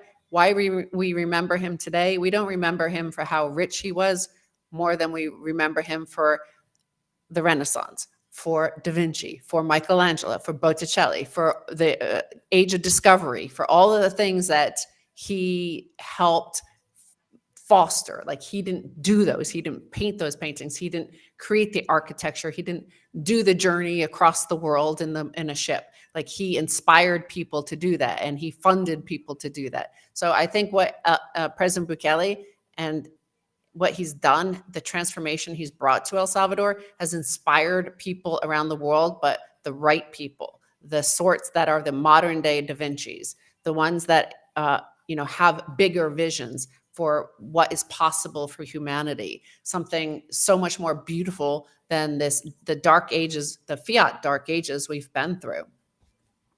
Oh yeah, definitely. And for me, it's just about continuing my dream job, and that is shit posting on Twitter and doing this with impunity. And because I'm always right, that's the bottom line. And so with Bitcoin, there's nothing anybody can say that would stop the Bitcoin juggernaut. No one is going to mess up Bitcoin because it's on its own path. It's on its own vector. We need Bitcoin. Bitcoin doesn't need us. And, you don't change Bitcoin. Bitcoin changes you. And so just be yourself, be who you are, and chill and let Bitcoin, and then, but seriously, that my true ambition is to retire to Bedford, England. I saw a lot of people taking lovely tourist snapshots of their excellent time. That's like going to Grimsby or Hull in England and saying, it was a garden spot. Peter has turned a town that was really not known for its beauty and made it a tourist spot. That's the power of Bitcoin. It turned the town of Bedford into a freaking tourist destination. That's a miracle. In this next epoch, Max is actually going to become a lover of Marmite, and he's going to start promoting Marmite everywhere. I don't know. That food in the UK is different. Peter had the misfortune of being English, so Americans are very xenophobic about anybody who's not American. So when he came on and he obviously has an English accent, people are like, the way they treated Piers Morgan when he took over for Larry King on CNN, like, oh my God, what's this foreigner doing in our space? So he took a lot of shit for no reason other than American xenophobia. And so you mean Max Kaiser xenophobia? No, I was always trying to say, look, give the guy a break. He's not American, okay? That doesn't mean he's a bad guy. The Marmite was bad. Cultural, the Marmite was narrow-minded people. And of course, then after I was failed to win over the crowd, I turned on him like everyone else. And of course, then I started kicking him when he was down, like everybody else, of course. No, only joking. But he was, we were one of his early guests, maybe his third guest or something. So we've had a long, long history with Peter, and he really does have a great podcast. It really has emerged over time. I think his podcast will be played in 10, 20, 30 years because they are historic documents. Wow. That's I really appreciate you all coming on with us. You always bring the energy, you bring the bright colors, you bring the wisdom, you bring the fun. And thank you very much for leading by example.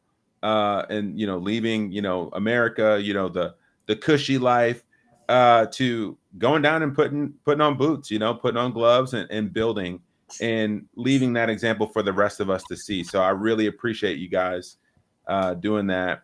And thank you for joining us today. Thank you for having us, and come visit El Salvador, everybody. It's Bitcoin country. See you soon. For sure.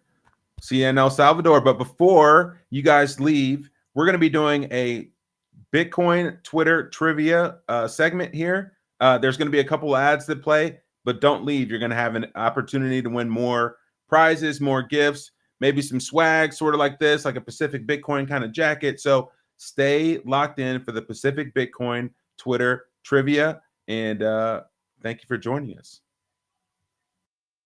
If you're gonna party, you might as well make it limitless. And with Limitless Pizza, you just got a lot more popular, bro. With unbounded amounts of farm-fresh mozzarella and tomato sauce imported straight from Italy, our pizza has enough slices to feed the entire world for all of eternity. So you invited 20 people from school, but word got around and now every high school in town is at your door. Not a problem.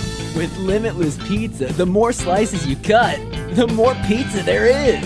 So you'll never run out and the party can keep on rocking. Your dreams and your dollars are limitless. Now your pizza is too.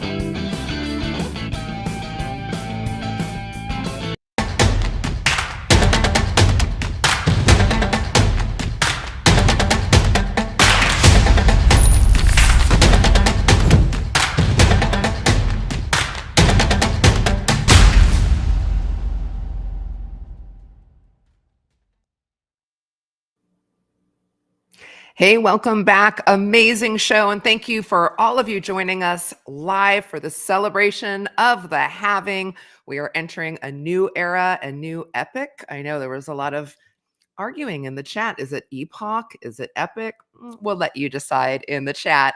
We are going to be wrapping this up here towards the top of the hour with some more fun and games. But before we do, I just want to thank Max and Stacy for all the hard work they've been doing and for orange pilling so many of us over the years and now transforming El Salvador, to Peter McCormick, of course, host of What Bitcoin Did, and transforming the town of Bedford with his football team and all the great work that he does, to Dante, Brady, Natalie, and Lynn, and Corey even popped in a little earlier. And yes, shout out to Limitless Pizza. Of course, you know, the more slices you cut, the more pizza you have. We're just so lucky to be sponsored by such amazing companies. Also, shout out to Marathon and Speed Wallet. I, of course, if we haven't met before, I'm Kristen Thompson. I'm the head of events for Swan and the director of Pacific Bitcoin. And I want to welcome up here to join me, Mr. Nathan Fast. He's one of my good Bitcoiner friends and the head of partnerships for Pacific Bitcoin. Thanks for joining us, Nathan. What's up? I want some of that Limitless pizza. I know. This halftime show got my appetite I going. skipped lunch for this, so I think I'm going to have some right after this. And then I'll, of course, you know, maybe need to make an appointment for some friends at the Diamond Center, because there are still people out there with lettuce hands selling, going into a halving. Like, I'm sorry, what? It's Limitless. There's plenty to go around. And you know what? I'm really bummed I wasn't in on that minute to win it. I was ready? Like, do you want to share with us something you have? I have so much Bitcoin memorabilia. Do you have a favorite, something you can share? Yeah, I'm a billionaire. I don't know if you can see that. Got my PB. Ooh, yes. Bitcoin trading card. Series 1 card. Series 1 card 1. How many of you? Let us know in the chat if you were at Pacific Bitcoin year 1. I think they gave out the limited edition Bitcoin packs. That's from Bitcoin Trading Cards. They came free, I think, that first year, which is kind of insane.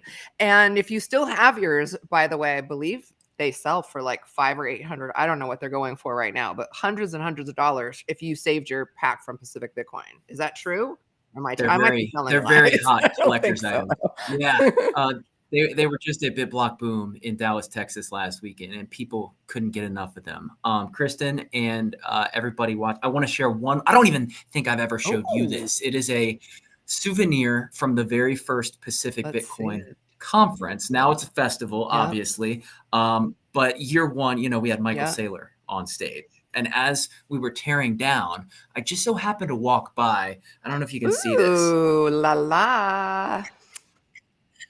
He was there in the front row, taking in every single panel. And I go, well, if nobody's going to take that, I'm going to grab it. So it's right here on my desk as well. Frame that bad boy. Yeah, it was pretty amazing to have Saylor at our very first Pacific Bitcoin. Amazing year last year. We're gearing up for an amazing year this year. If you haven't had the chance to join us, it's sun, it's fun. There's parties, there's sports. We had wrestling. We had Ben Askren, who's an Olympic wrestler, MMA fighter, wrestling on the Magic Money court. One of our coworkers, Nick Payton, you can hear me in the video screaming, "Nick, protect your neck," because I really thought he might die. It's kind of terrifying. Well, we had like high school champion wrestlers, like collegiate wrestlers, and they thought they could take it, but no, they just got You're talking about an Olympian here, so it was a lot of fun. It was super fun. So we have a great time. If you don't have your ticket yet, by the way, while we're on live, couple of reminders. A is ticket prices are going to go up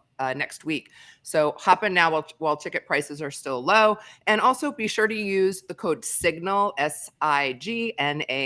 That'll give you 20% off. If you choose to pay in Bitcoin, you get an additional discount on top of that.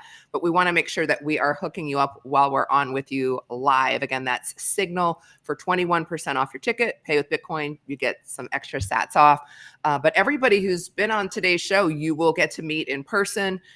I know for me, and we know we have guests that we're going to bring up in a minute and play some Bitcoin trivia, but for myself, the first Bitcoin conference I ever went to was the same conference where Corey and Jan, our co-founders of Swan Bitcoin, met at that conference. I also got to meet so many amazing Bitcoiners, some of whom I'm still friends with today. And it was where I really started to think about how amazing it would be to work in the Bitcoin space, even as a non-technical, non-coder. That was where that seed was planted, milling around that conference. Like, would the ecosphere, evolve to a place where I could put my marketing and events shops to work for Bitcoin? And I've been so blessed that I've been able to do that. And then just also really deepened my commitment. I don't know about you, Nathan. I don't have any friends in my real life, like in my neighborhood, that are Bitcoiners. And there is something amazing, even having gone to BitBlock Boom, where we were last week, just being in person and meeting all of the brilliant minds, whether they're podcasters and entertainers and change makers like Max and Stacy and Peter, whether it's people launching companies, whether it's people bringing in institutions, like everybody is doing their part. And I think there's something deeper that happens when we actually get boots on the ground in person. Do you have a lot of people in your real life that are Bitcoiners, Nathan? It's growing, but you have a great point, because I actually moved here just before the last halving. And I remember looking around, driving around. I was like, does anybody else here even know what Bitcoin is? And through Twitter, I was able to find them. Also, Orange Pill app came along and helps out with that. But very first Pacific Bitcoin, it was just awesome, because everybody that I talked to and knew from Bitcoin Twitter, I got to meet them in real life, build friendships, stay in touch. And, that's just grown from other Bitcoin events since then. But it's a great way to actually develop those friendships in real life. And it's super high signal. It's intimate. You can actually develop meaningful friendships and have real conversations. You can learn. I know the very first conference I went to, I went out at lunch. And by the way, I was by myself. I did not know a single soul. And again, not super technical, but getting to sit down at lunch and even just ask questions of people is amazing. Really lets you feel connected and deepen your education, make partnerships, launch a business, make a friend, whatever you want to do. That's why we love absolutely getting together in person. But we have two special guests, Corbius and Cody. They're going to be joining us. We are going to be playing Bitcoin Twitter trivia. Thank you for joining us, gentlemen. Stoked to be here. Glad to have you. So I'm going to let Nathan's going to take it away. So I think our producer, Chris, is also going to help us by bringing the tweet up so you can see the tweet. Thanks for Feel free to play along and chat, but maybe don't give away the answers. But let's see question 1. And Nathan, I'll let you choose who question 1 is going to go to. And maybe the gentlemen want to just say hi and introduce themselves as well. Yeah, go ahead and introduce yourselves real quick. Hi, my name is Corbius. Sorry. Go ahead, Corbius. Go ahead. I'm a node runner, and I'm stoked to be here. Fix the money, fix the world. Love it. Nice to meet you. Cody, what about you? Can you hear us, Cody?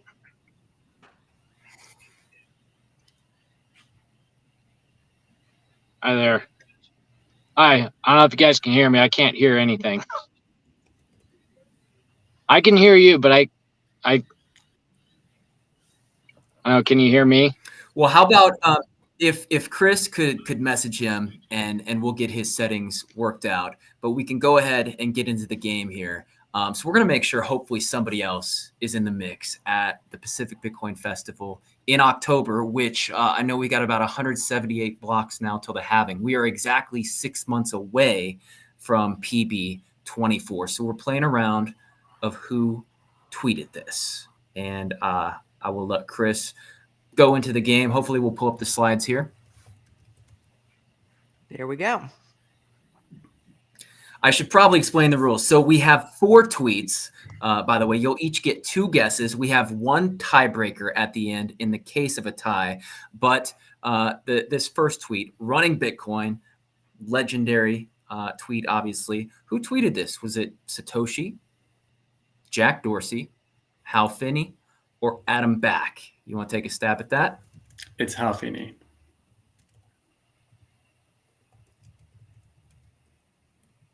Kristen, can you confirm or deny? Yes. Sorry, and I'm like chatting with Chris in the background to see if Cody can come back, and if not, we'll just run with Corbius. But yes, Hal Finney, we all know that one, right? Running Bitcoin, love it. Next question. We'll just keep rocking and rolling here. We'll go to our next question. And by the way, if you have a Bitcoin Twitter question in the chat that you want to share, pop it in the chat and maybe we can have time to add it in. Question number 2, the world is going to be increasingly confusing. Sanity is found in simplicity and consistency. Who said it?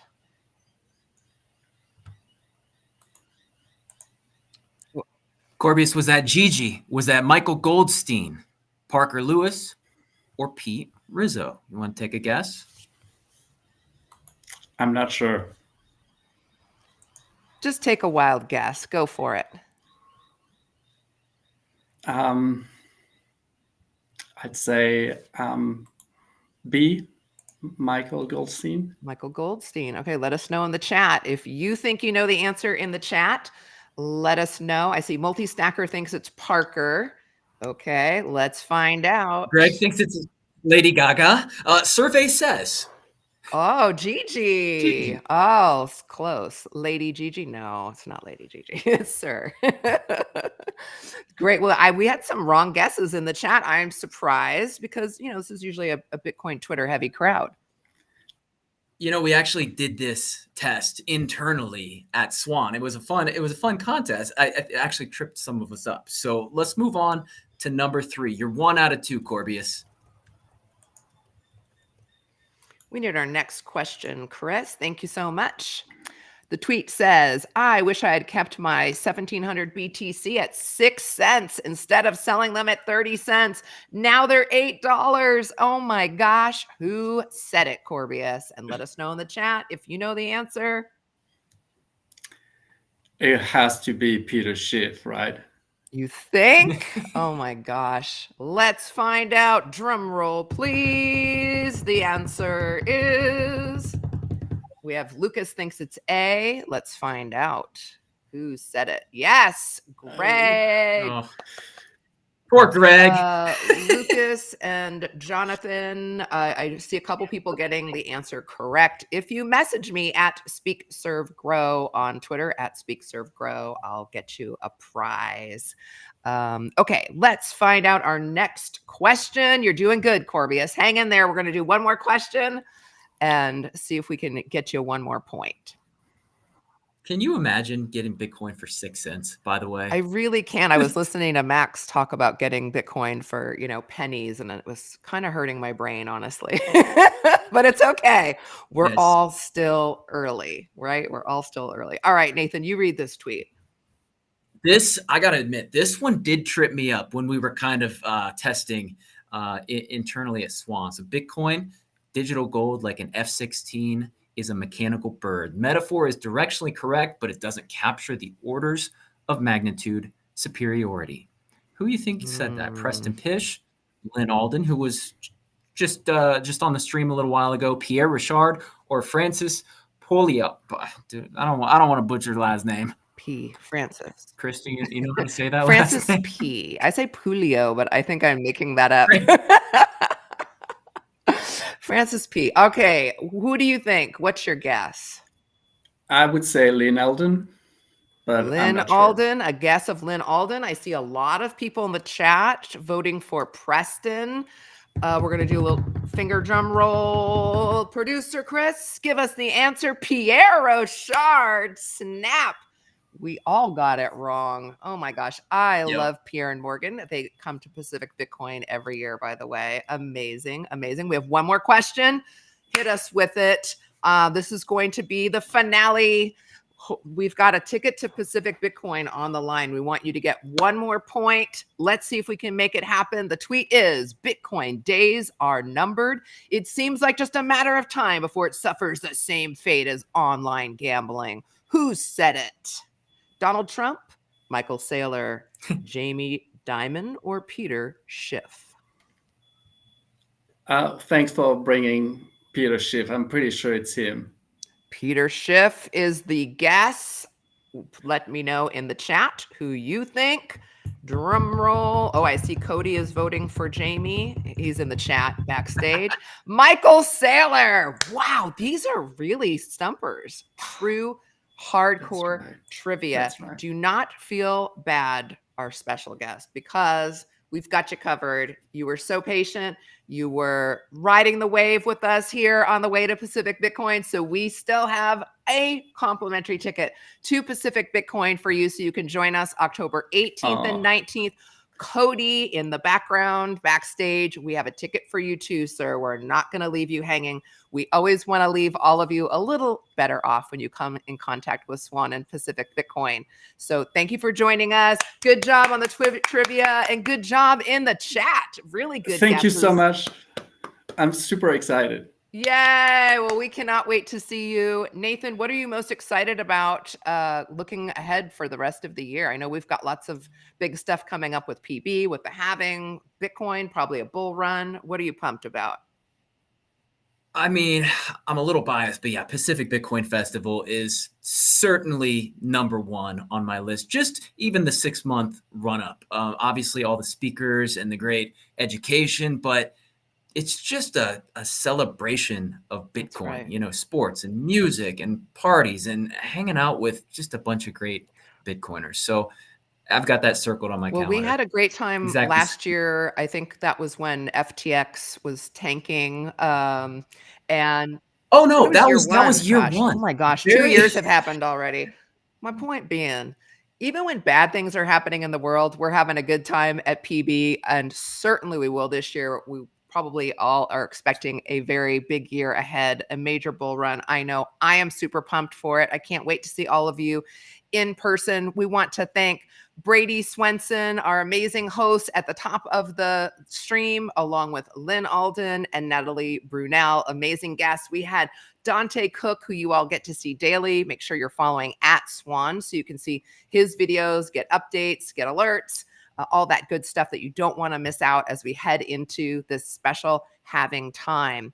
And of course, Dante's special guests, Max and Stacy, along with Peter McCormick, you know, everyone really doing their part, just as you are at home, to spread the good word of Bitcoin, to help as many people as we can really protect their wealth and enjoy true financial freedom. That is the mission that we are all on together. Nathan, thank you for being my brother in arms on Pacific Bitcoin, and thanks for joining me today. This was fun. Real quick, big shout out to Chris, the wizard behind the scenes, for making sure everything is running smoothly. Also to Speed Wallet, who I use to send sats to my daughters every time they beat me in Uno. Thank you for partnering with us for this halftime show. Yes, thank you to Chris Alemo behind the scenes. Producer Jacob is at home today. Normally he would be helping us with this live stream. So Jacob, if you happen to be watching, congrats on your brand new baby. Thanks to Camilla also for joining me. And most of all, thank you to all of you at home. Enjoy the halving.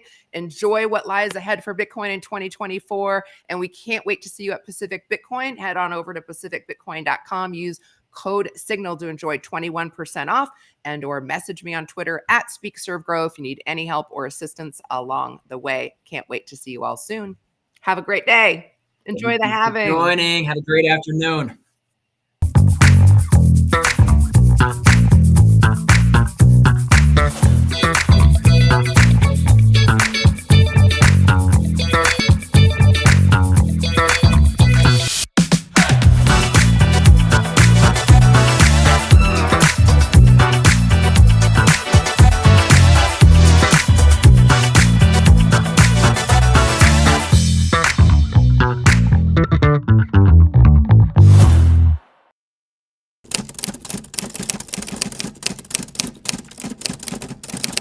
For years, health experts have been touting the benefits of lettuce. They tricked you into thinking that lettuce is just some innocent green delight that makes salads and sandwiches better. They led you astray with lettuce wraps, sold you a story about vitamins and minerals, and told you to go ahead and fill your plate. And that all sounds real cute until the day you're diagnosed with LHS. Every year, lettuce hand syndrome accounts for the loss of millions in potential gains from selling Bitcoin embarrassingly early. I'm so mad at myself about Bitcoin. I should be up like 75% in Bitcoin. I should be up 750 grand in Bitcoin instead of down. Fuck Dave. Side effects of LHS include short-term thinking, uncontrollable mood swings, impulsive behavior, panic attacks, and severely diminished hand strength. If you or someone you love are suffering from LHS, please call 1-800-DIAMOND. That's 1-800-DIAMOND. The Diamond Center for LHS is committed to help you recover your strength and explode your bank account. Let us say no to lettuce. The Diamond Center. Strong hands, strong heart, strong stack. LHS may cause periods of profound sadness, loss of staff, despair, loss of respect of friends and family who used to look up to you, online humiliation, and massive FOMO during the next bull run. Have fun staying poor.